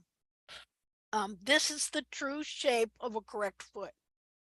If it is raised on one side, the chances are you have been leaving your toe quarter long down here and gradually it has just, because it's dovetailed.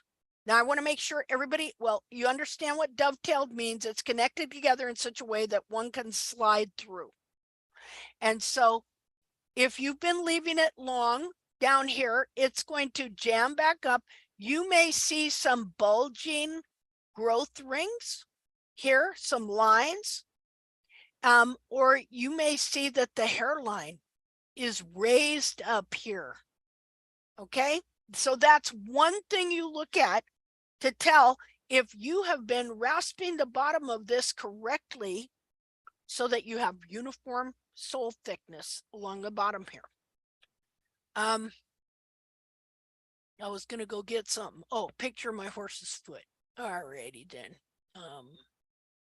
Let's see.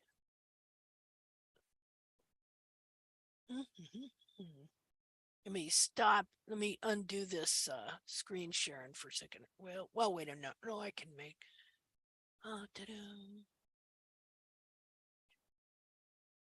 Okay.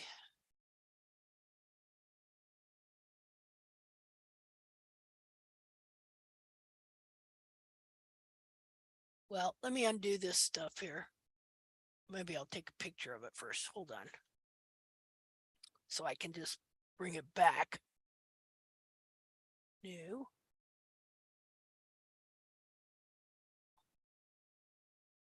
All right, that way. Now, annotate, clear all drawings. Okay. Just a minute here.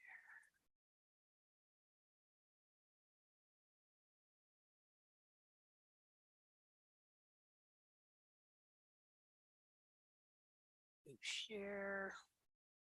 Second, let me find a picture.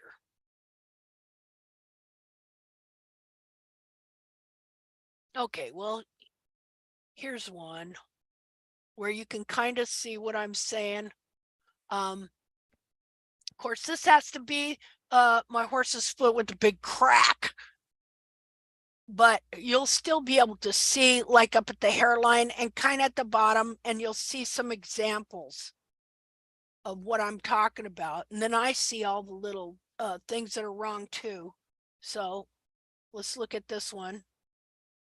Okay, so now he has this crack because when I trimmed the heels out and all the horn tubules forced forward, they all forced forward to right here and created this crack. And it's probably going to be permanent, but it may grow out at some point too. I don't know when all the foot gets corrected. But what I want you to see here is, let me do another annotate, is what I was showing you. Okay, do you see the hairline? How it slightly goes up there and slightly down there. Okay, now look at the bottom. I'm looking at the front. It comes around this way. See that? Now, as I look at this, of course, this side I'm working on correcting, but as I look at this, I can see that I'm doing pretty good here. I haven't got too many. I've got a little bit of a bulge here, but this is the weak side. But I haven't got any bulges. I'm doing pretty good at correctly bringing the pillars down. I may have to do some work on this side a little more right in here. I'm not sure. It could be the way my camera's situated too. But now look at the growth rings. There's the coronary band. And there's the horn tubules. And it gets less over here. Less over here. I'm going to follow growth ring around. And my growth ring kind of goes up over here. So I think over here, because look at the distance I got here from this growth ring to here, although this side is my lateral side with another problem. So that could be something else. But see, I'm just looking for semi-symmetry. I'm going to have to try and decide now, why is this distance like this and this distance is less? Am I leaving more here than I should? See what I mean? Should I have taken that down just a little bit more? Probably so, because I can look up here and I don't see any raises up here that go like that. So, and this, look how smooth the wall is. There are no real bulges here. So I know that my wall has not jammed up this way, but I also see a little rise up here. But it could be that I'm still leaving this side a little high. See, and I just use these horn tubules, which are, you know, like say if you measured 3.5 inches here, then I would want about 3 1/4. Actually, it's right there on that crack. 3 1/4 right here. Now, do you see how the distance from here to here is a little shorter than the distance from here to here? And how just looking at these different things, do I have bulges? What does it look like? Is it lower here and lower there? And the shape, is it following the shape of the foot? Just a minute here. New share. Oh. No. Let me take a, oh wait, I know what I'll do. Never mind. I can do this. No, I'm gonna have to undo that. Never mind. Clear all the drawings. New share. Okay. So let's go back to this foot again. Here's the internal foot that doesn't have a lot of distortion to it. Okay. What am I looking at? I'm looking at the hairline first up here. And then I'm just looking at the basic shape. See, this is how I first glommed onto this when I was figuring out oh, we're leaving these pillars too high. Okay, see, if I leave this over here, if I leave this, let me do an annotate in blue. If I leave the wall too high over here, okay, first of all, the thickness of the sole has to be uniform around this. Let's see. See, I could have probably done this right there. So if I left this too high, then this area is going to be too long from here down to here, and my sole is going to be thicker over on this side. And so what I want to see is I want to go the same, I think anyway. Wait a minute, let me undo this. I'm getting confused. Do you see why it can be confusing? Okay, hold on a second. Let me start this over. I'm getting too complicated. Okay, so the first thing I want to look at is the hairline up here. Is it kind of like that? The second thing I want to look at is the bottom of this foot. Is it kind of like this? See there? Now this would have been right to there. So there you go. And so that is why we do the measuring in front. Like if it's 3 1/4 inches, you might want about over here 2 inches, about 3. Because this is shorter from here to here and from here to here. And so then we know that we might have about uniform sole thickness and shape in the front of this toe. And so as an example to that, just a minute here, let's go back.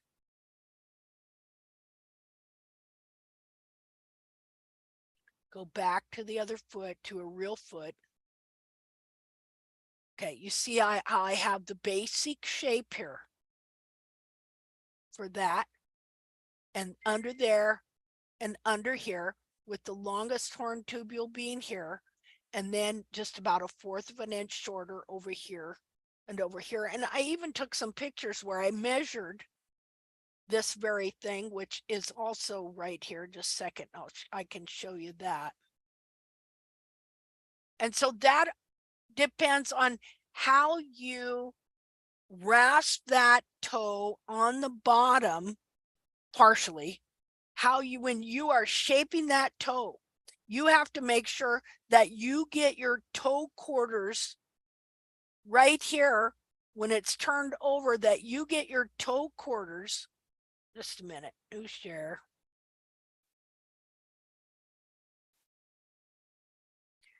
Right in here, that you are bringing this area down enough, because it grows down and forward.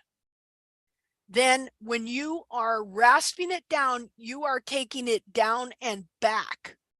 And so you have to practice some of shaping the toe by being able to take this area down even into the sole some. Right on these sides here. That it's very important to learn how to rasp down this area from the bottom, because we tend to leave this area high all the time, and the farriers do it too. Everybody does it. And so the toe then gets out of shape. It pulls the horn tubules in the side forward. It can force the whole dorsal wall here forward so that it's not correctly fitting on the foot right here. Let me undo this here. Let's see. Oh, what is going on? Oh, that was a different deal. Never mind. Okay, hold on here a second, because I'm going to see, I'm pretty sure I got some more pictures here where I measured. Let's see.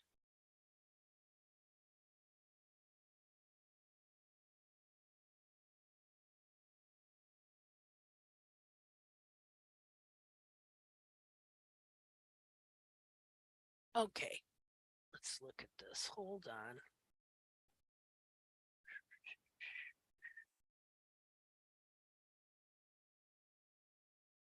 New share. Let's see here.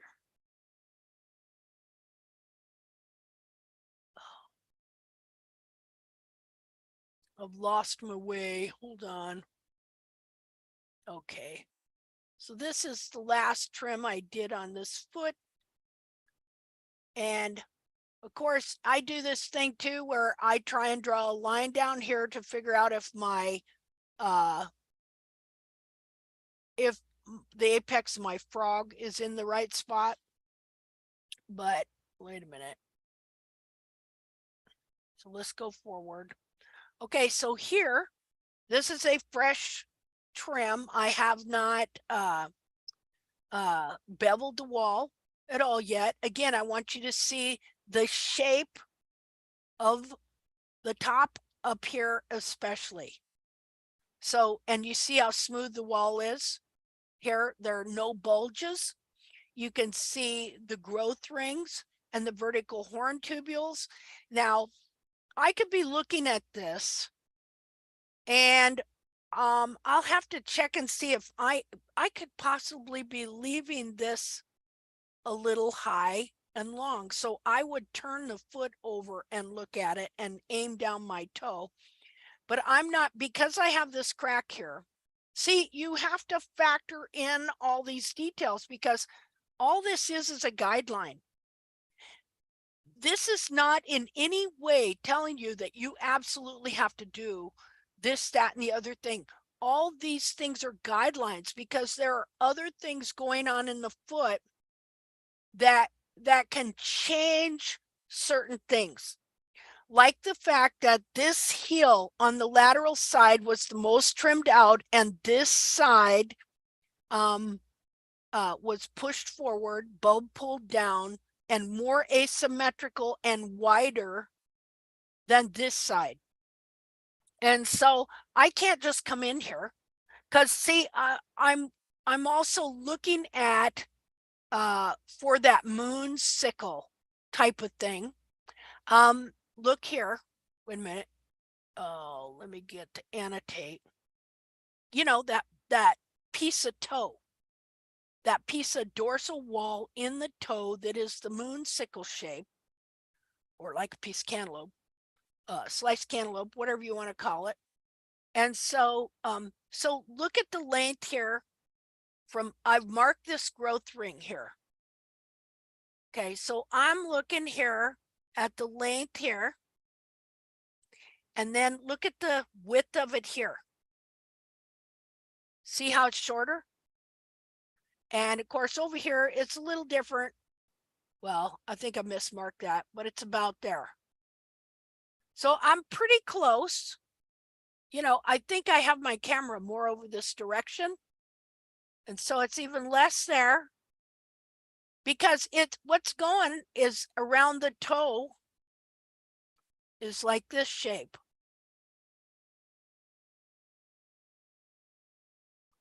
Or if you were to look at it at the side, it's, well, that's crappy. Just a minute. Let me undo that.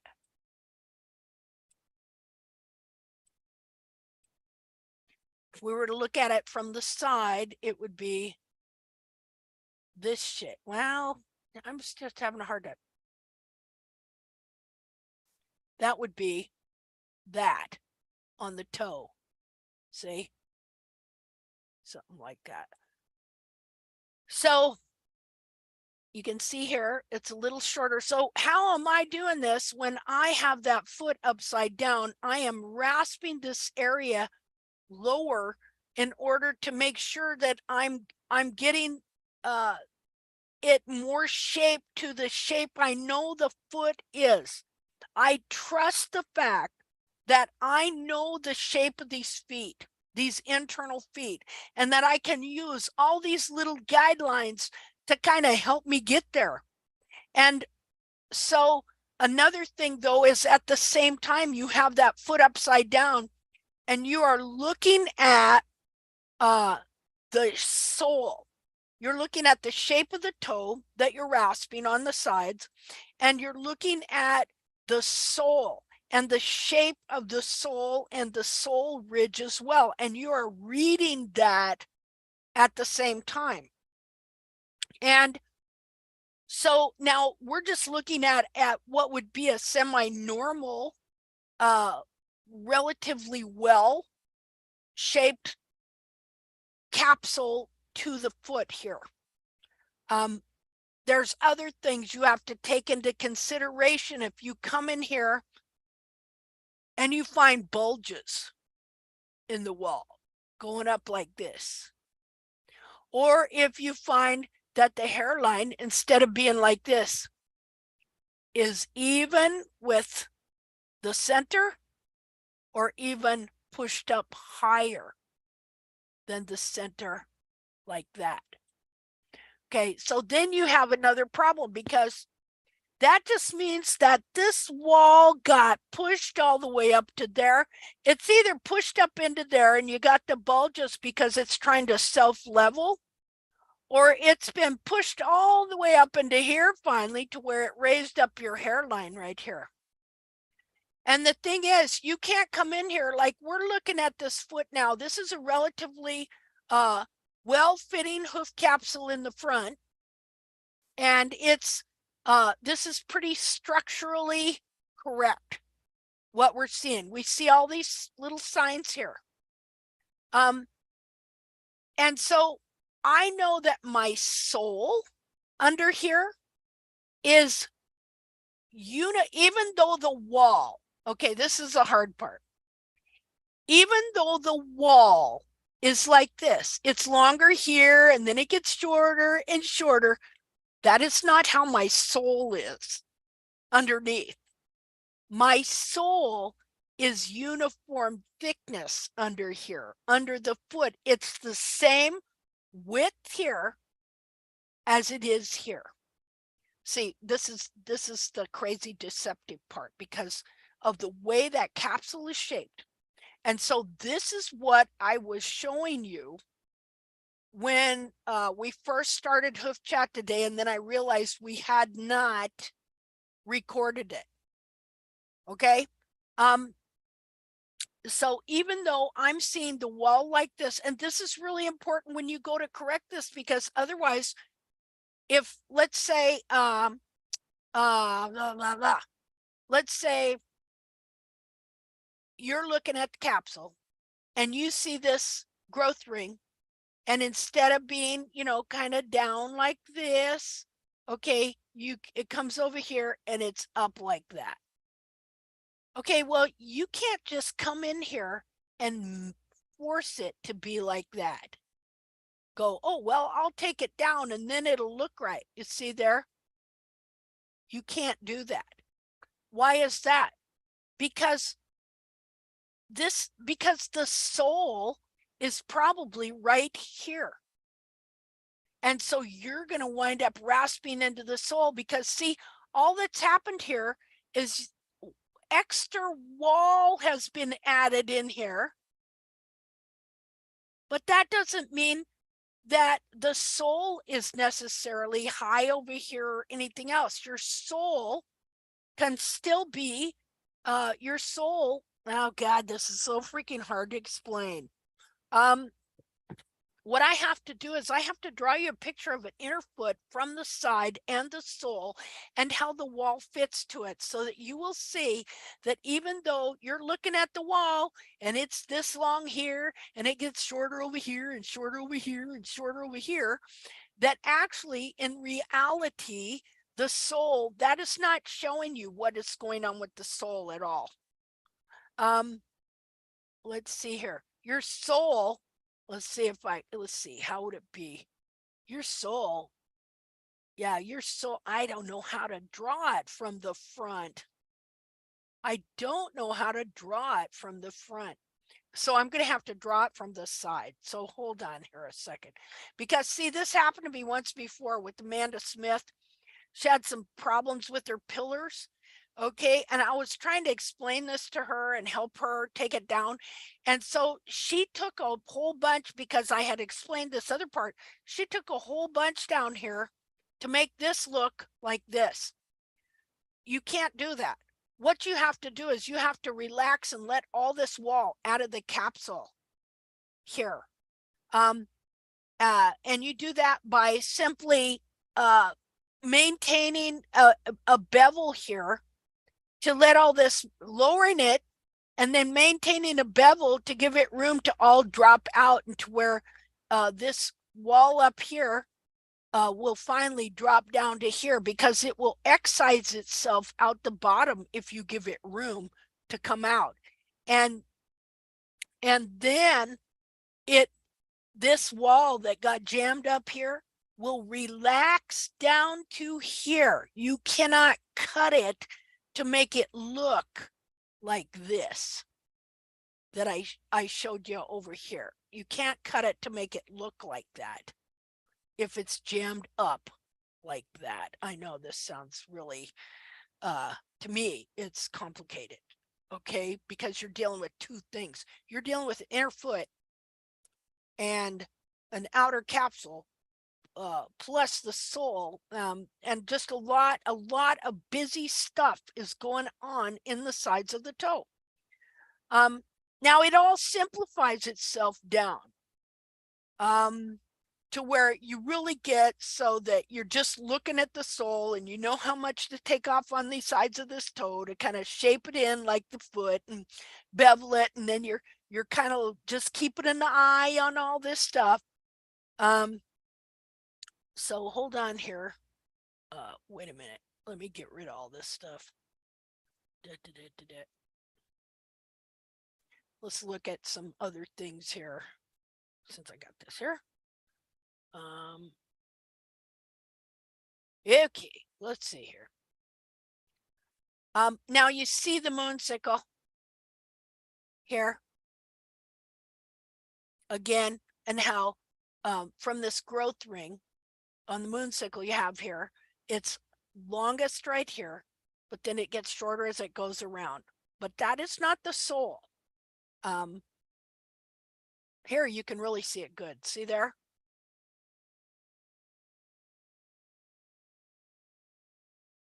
And usually ends about here. And so, you know, when we were talking about proportions and about how the masters studied proportions on animals, right? Well, there's some interesting proportions on these hoof capsules. You got your rectangle on the top of this foot, and then you got your moon sickle. Let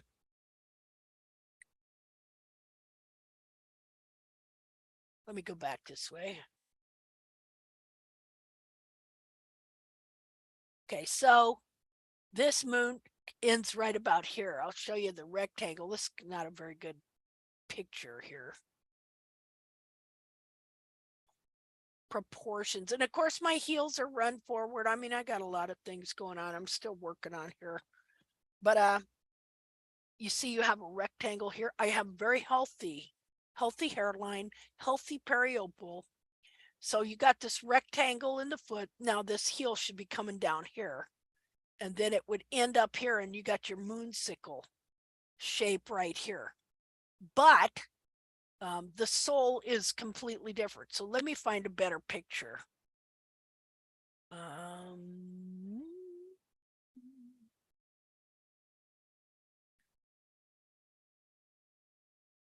me see what I got here.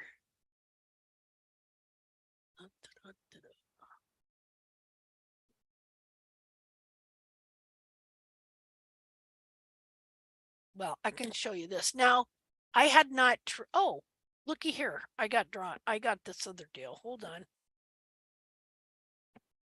New share.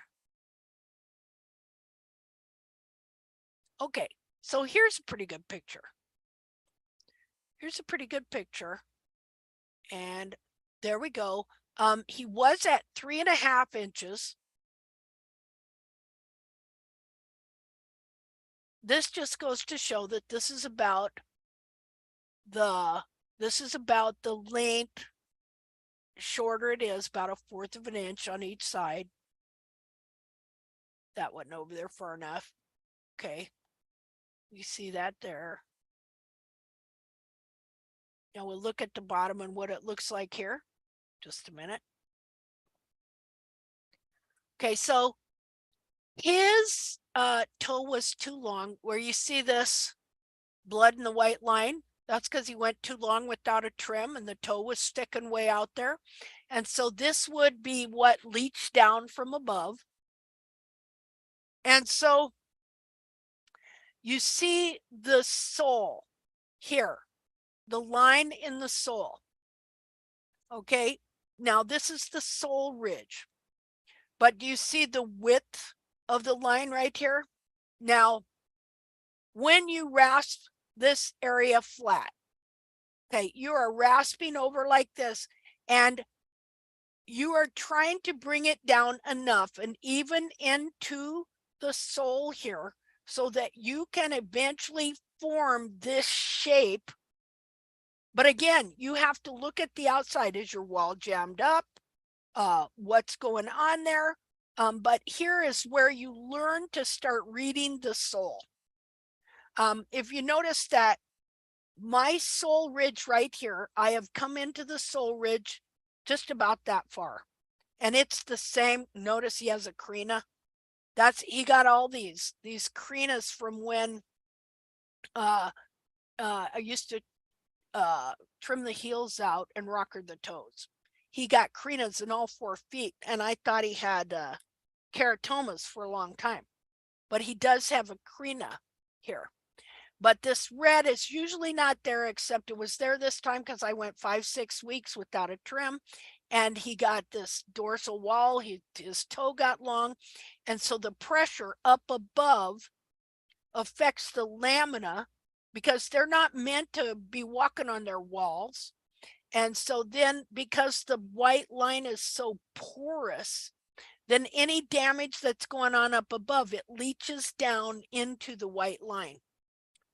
So, okay, so I'm going to draw on this just a minute here. So the sole ridge is right here.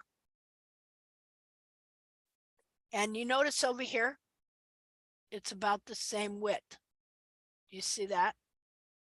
So what I'm doing is I'm reading the width of this sole ridge as I rasp a flat surface.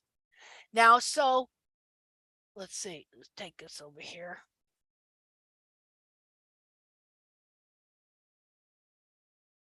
So what happens is when everything's grown long and forward and stuff like that. Let me get a different color here. I would come in here and you could rasp the wall down just to the sole, which would be right here, or to the white line. Let's say you rasped in and you got a clean white line. If you can get it, now see, I can get a clean white line all the way around in his foot because the horn tubules are pretty much in alignment with the sole. And so I can rasp a flat foot at least up to here, and a flat level foot, except for in the heels that are still run forward because the anatomy of the inner foot is run forward. And so when I'm rasping this nice flat area down and stuff, I'm looking at the shape of my foot here and I am reading this sole. And so when I come in here, here's the white line. I may be able to get a clean white line in here, and I would just go down to get a clean white line, and then I would still have a sole ridge there. If I went another swipe past the clean white line, I would rasp into the sole and it would be that wide. That's about how much sole. Now here I have rasped. If I took another few swipes, and okay, so let's just say I only took down that much sole. All right. If I keep rasping, that line will get wider and wider and wider because I will be going lower and lower. The line gets wider as you rasp down to go lower in this area here. Well, all over. Okay. This, you have to learn to read this sole ridge, because when the wall grows and the sole is connected to the wall, it can grow out and it could look only concave like that. But, and so like, here's your wall, you know, and here's your sole. Okay, but the truth is there is actually a convex sole ridge here underneath there. And so as you rasp down, you start running into that sole ridge and it starts to expose itself right here.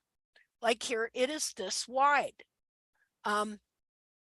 If I was to keep going, okay, I would go past that and it would get wider and wider, but I'm also getting lower, closer to the foot. So this sole ridge, if you have one, which they all have one, it just, you know, if your wall here is not firmly attached back to your foot, then your sole will be stretched out. And so your sole ridge may not be as thick and your foot may be closer there. Because remember what I was telling you about the horn tubule? If it's at a certain angle, it's at its optimum thickness. But if it's been laid over, like your sole is only going to be this thick rather than this thick right here. So these are all things that, and then right here is where the foot goes concave underneath the coffin bone. That's underneath the coffin bone right there. Okay, now here it is convex, or no, concave. Here it is convex. You have the sole ridge. And then it gets concave right here. And so you have to learn to look at the sides of the toe here. See how the shape of the toe. Now let me undo this again, just a minute. So when we do this mapping, okay, this line and this line across here, we're looking at this area of the foot right here. If the wall is high and long, the higher and longer it is, the more misshapen this part of the foot will be.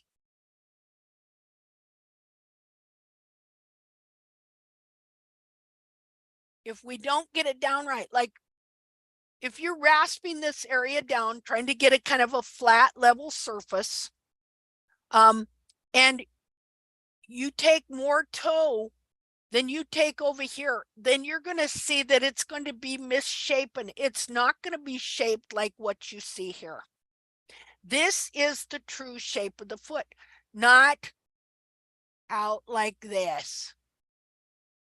Say that would be more round. The higher you let it be, but see, here's the thing that happens. If you leave this high, then the wall will self-level and jam up words, but you will also wind up with a flared or misshapen toe right here.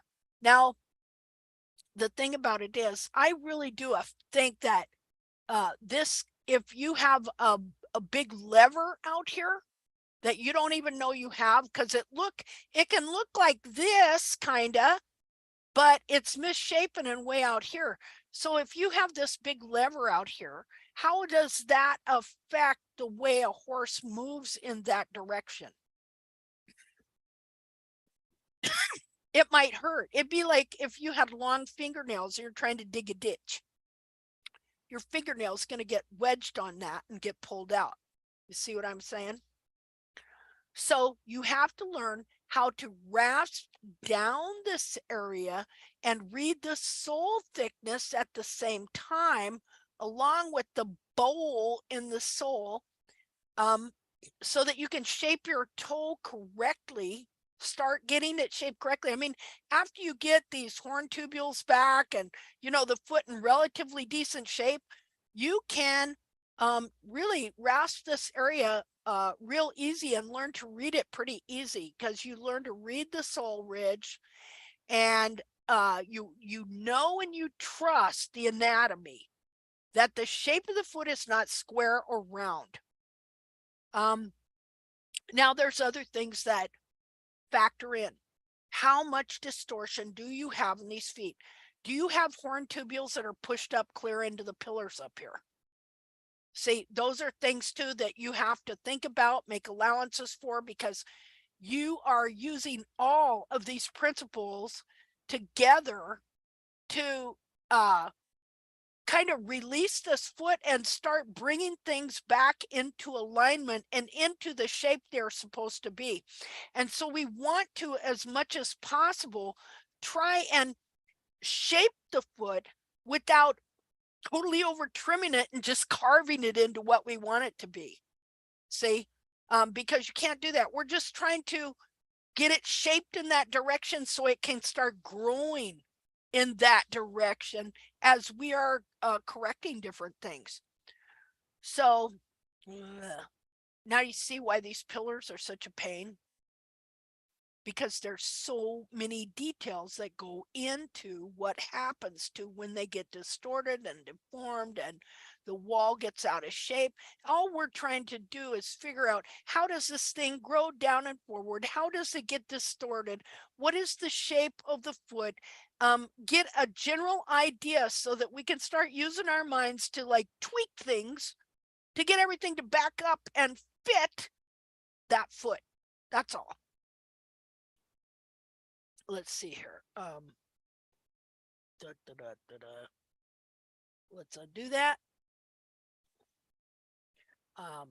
Let me see what else I got here. Hold on.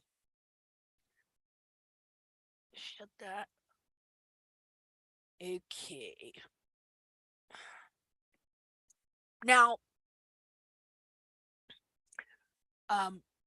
what I need to do is kind of, I didn't take this picture correctly, so it's at a slant here. So let me annotate again. Where is it go? Okay, we'll just do that. So what I like here about what I'm seeing is I like the way the periopal looks. Do you see how healthy it looks? Especially up here, I like the smoothness of the hairline is looking pretty good. One thing I'm seeing here, and this is something I was trying to correct, is this horn tubule here runs from here clear up to there, when it should be, well, look at the dorsal wall. Okay, so I know that that horn tubule is forward, but I've still got a pretty nice clean white line. So it's not, internally we're doing good, but I want this heel to be able to kick back and pull all this back.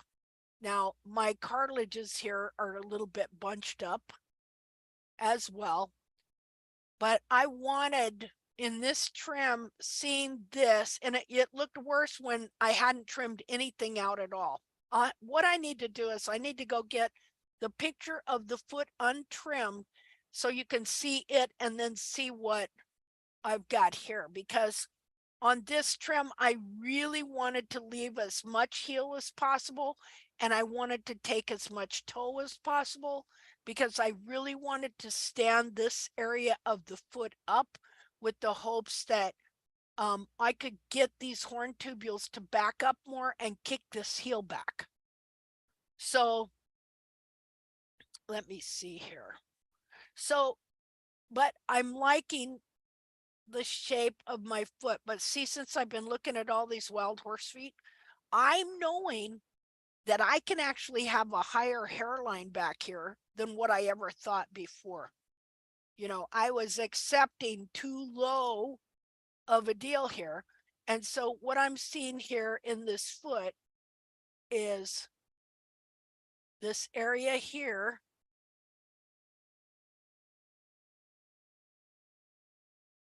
And then if I was to add another 1/4 of an inch on there, when all is said and done, my foot should look like this.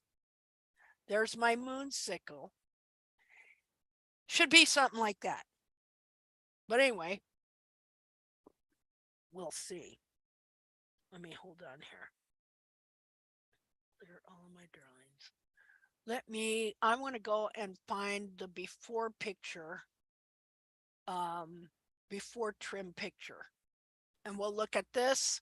And so, but I did not take down these heels anymore. I don't think. I'll have to look. I can't remember. I was really, really, really, really trying to leave them longer. Let's see here. Let me go look up here.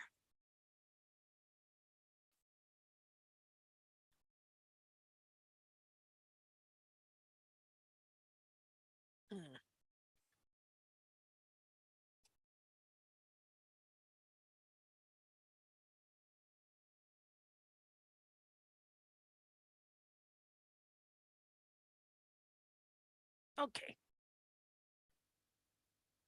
Okay, now you'll see why I was thinking that way. Okay, so you see this foot here? Okay, you see where the horn tubules are going right here? I know that those are not supposed to be there. Right there. And so I was really trying to do a deal in this trim where I could take off as much toe as possible. To leave this high to see if I could bevel this and get these horn tubules to kick in and kick back and kick the heels back. So let's see here. I'm gonna compare these two pictures. Just a second.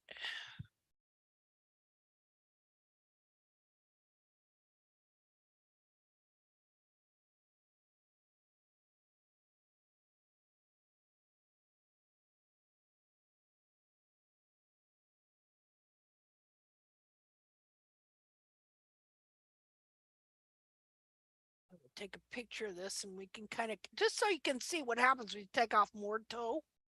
I knew I had some to work with because of the length, because I had 3.5 inches.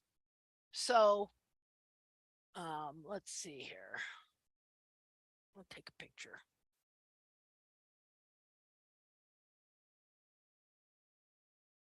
And new share.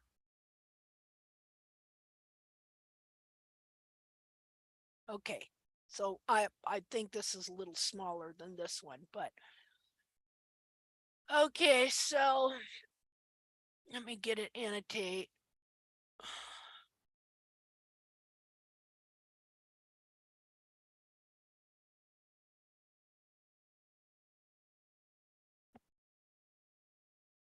Okay. All right, so here's the horn tubule. See it? It should be more like here.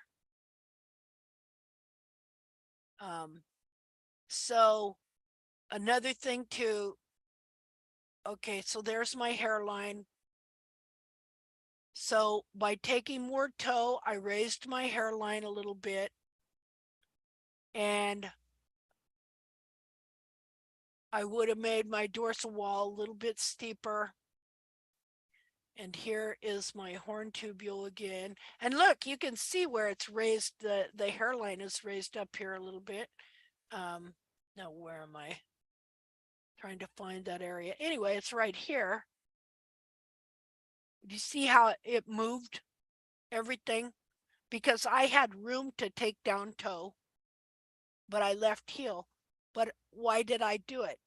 I did it because there's a place I'm going with this where I know the foot is supposed to be. And I wonder why those squares are around there. So anyway, now can you see the growth rings in this foot?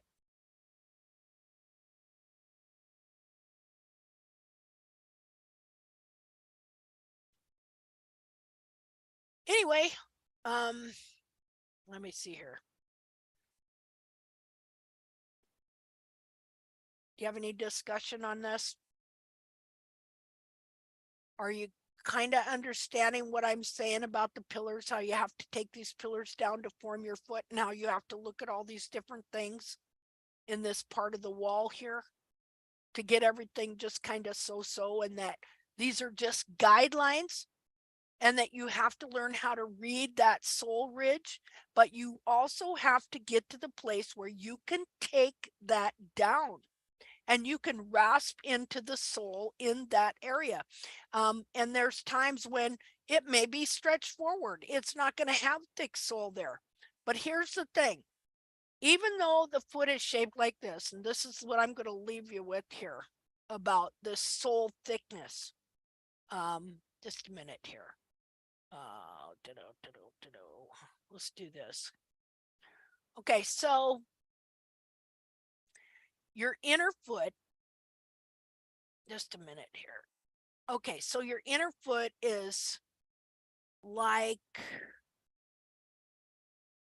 draw like this. Okay, so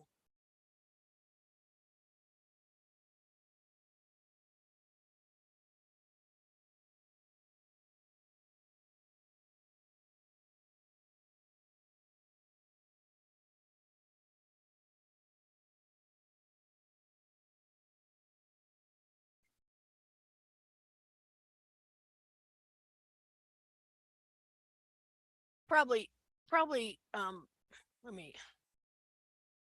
okay, that'll work. Well, no, that's not gonna work. Hold on. Let me redo that a little bit because I got actually more sole than that. So let me redo that there. Okay, so I know I got probably this. Gosh dang, this is not easy, by the way. Let's do this. Okay, so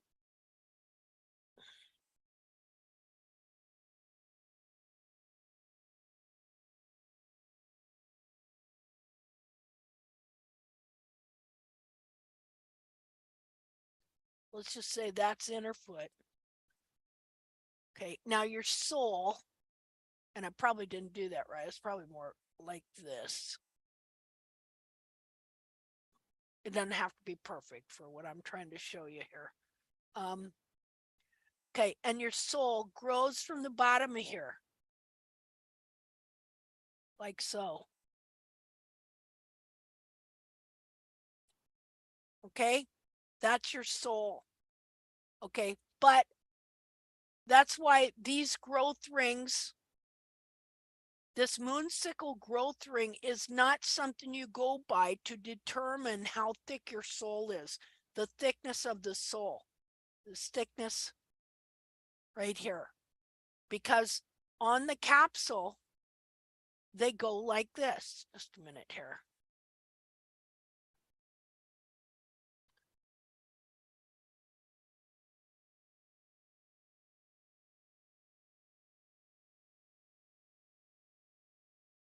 Do you see? So when I'm looking at this in front, if I've got jammed up wall here that goes like this, I can't just go taking these growth rings down here to make them look symmetrical. Remember, I showed you how they looked in front.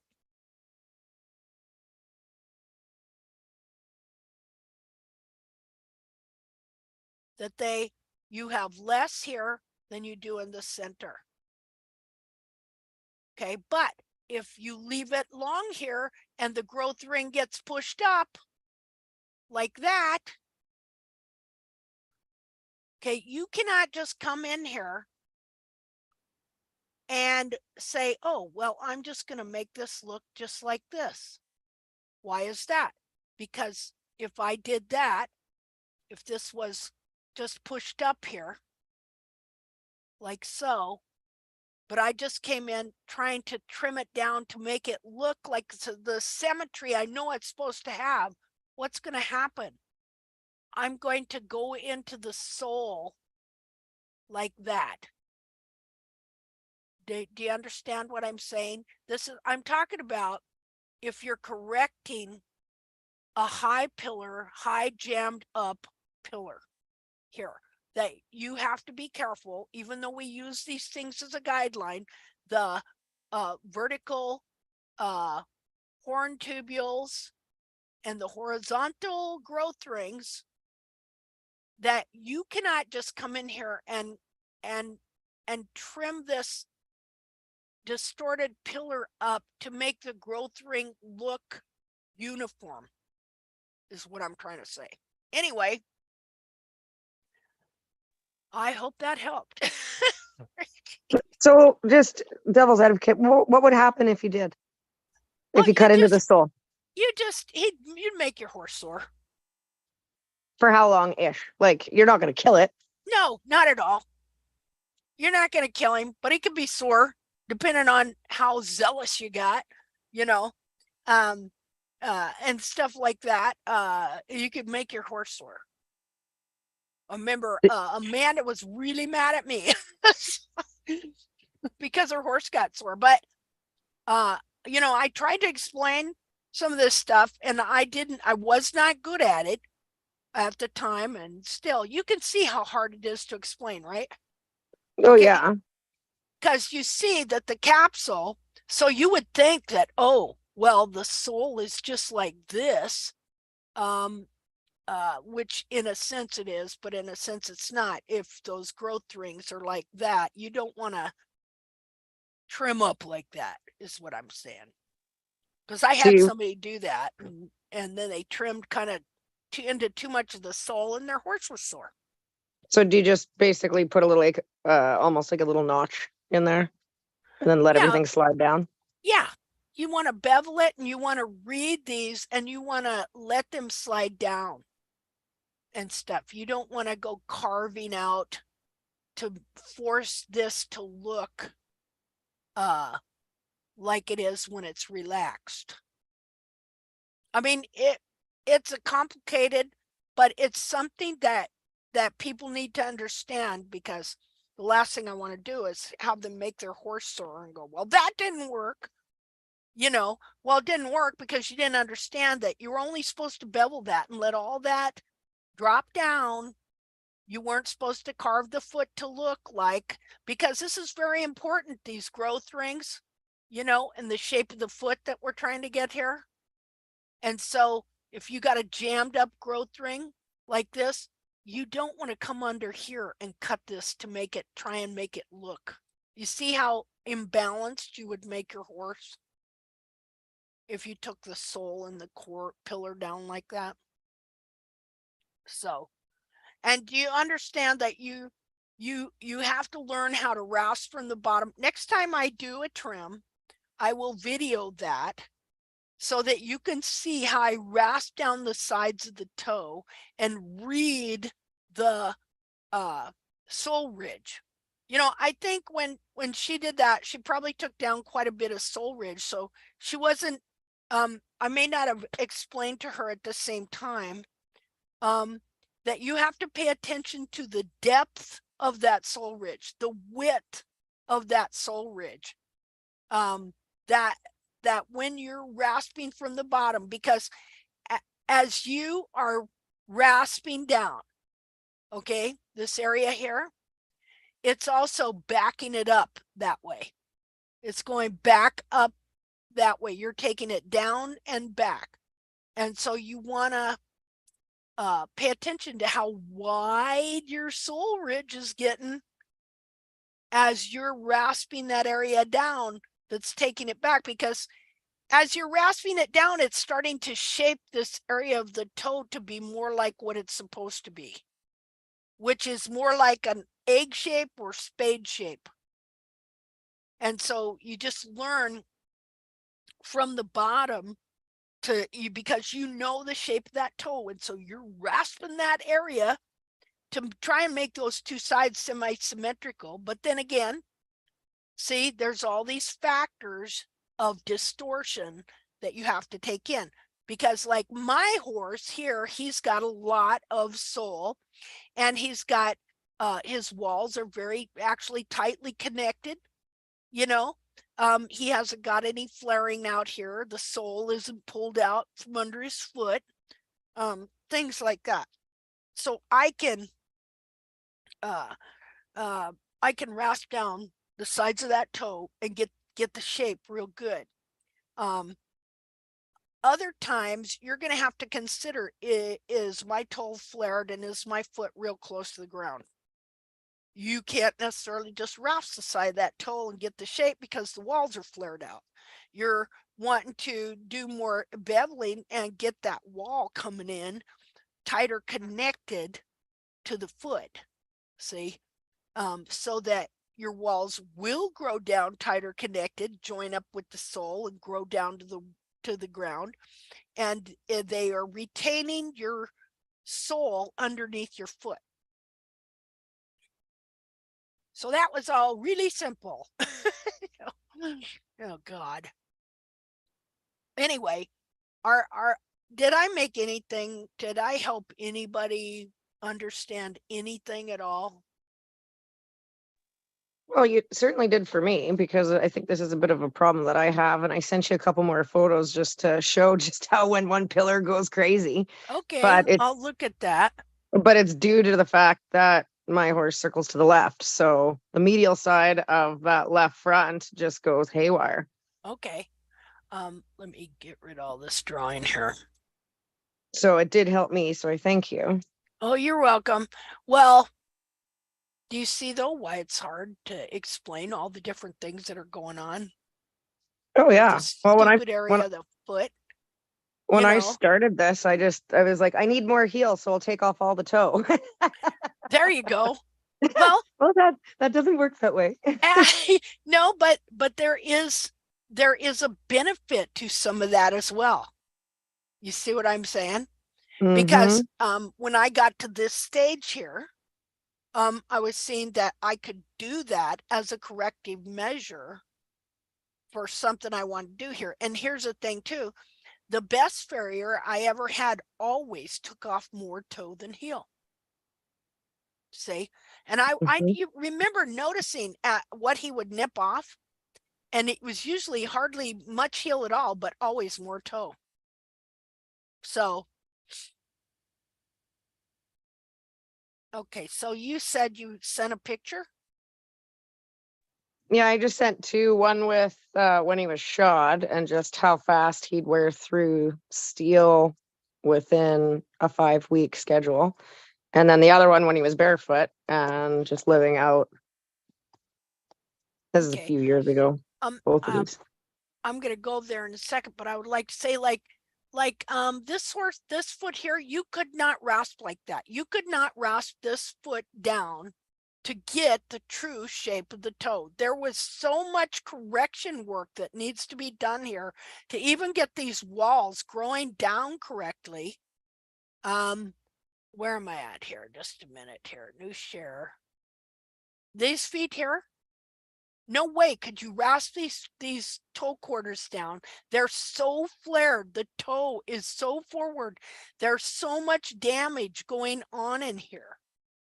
You would never be able to rasp these toe quarters down to get the true shape of the foot. You would run into, well, first of all, you'd run into a gap in here that they may not even know was here, because the sole can stretch over the damage to where you don't even know it's there. And that's the problem a lot of these farriers have, is this sole can so stretch out and look normal to where there is a huge gap in here. There has to be a big giant gap between the wall and the internal foot. There has to be a laminar wedge in here. See, because this is so stretched out. So you would never be able to rasp the foot down from the bottom and get the true correct shape of this foot here, because there's so much separation and so much damage within this hoof capsule. See, it's really hard to, like, I know that my horse's feet are in a certain shape, but everybody else's horse's feet are at a different stage.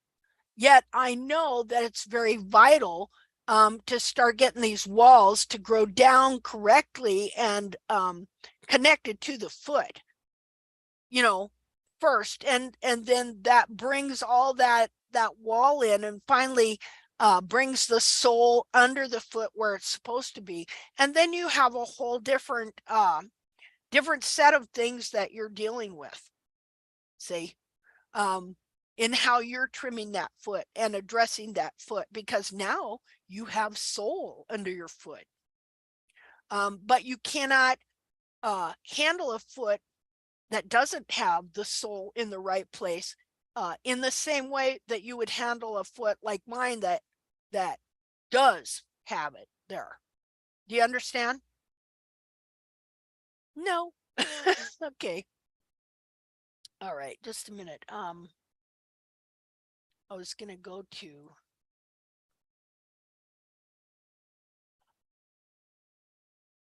just a second here. Okay. Wow, that is just the weirdest looking shoe. Yep. Yeah. But you know, the farrier did a good job. I had asked for Sure. rim pads on it, but look at how much steel is gone.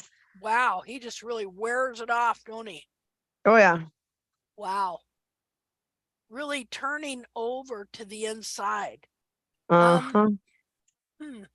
And then the picture before that is of him barefoot, and then you can just basically, it's one of those, you can see the pillar run forward, but it's because he's self-trimming on the other one. Yeah. Wow. Huh. Yeah. Yeah, so yeah, he just really turns over to that side. That's interesting. Okay. It's All- something. All right. Well, I want to run away screaming now, so I'm going to say goodbye. Thank you very much for everything. Okay. Hey, you guys are great. And, you know, one of these days, it'd just be like tying your shoes. You just be able to read it and go, okay, got to do this, that, and the other first, and then this, that, and the other. So, okay. Hey, well, you're all great, and have a great week, and happy trimming.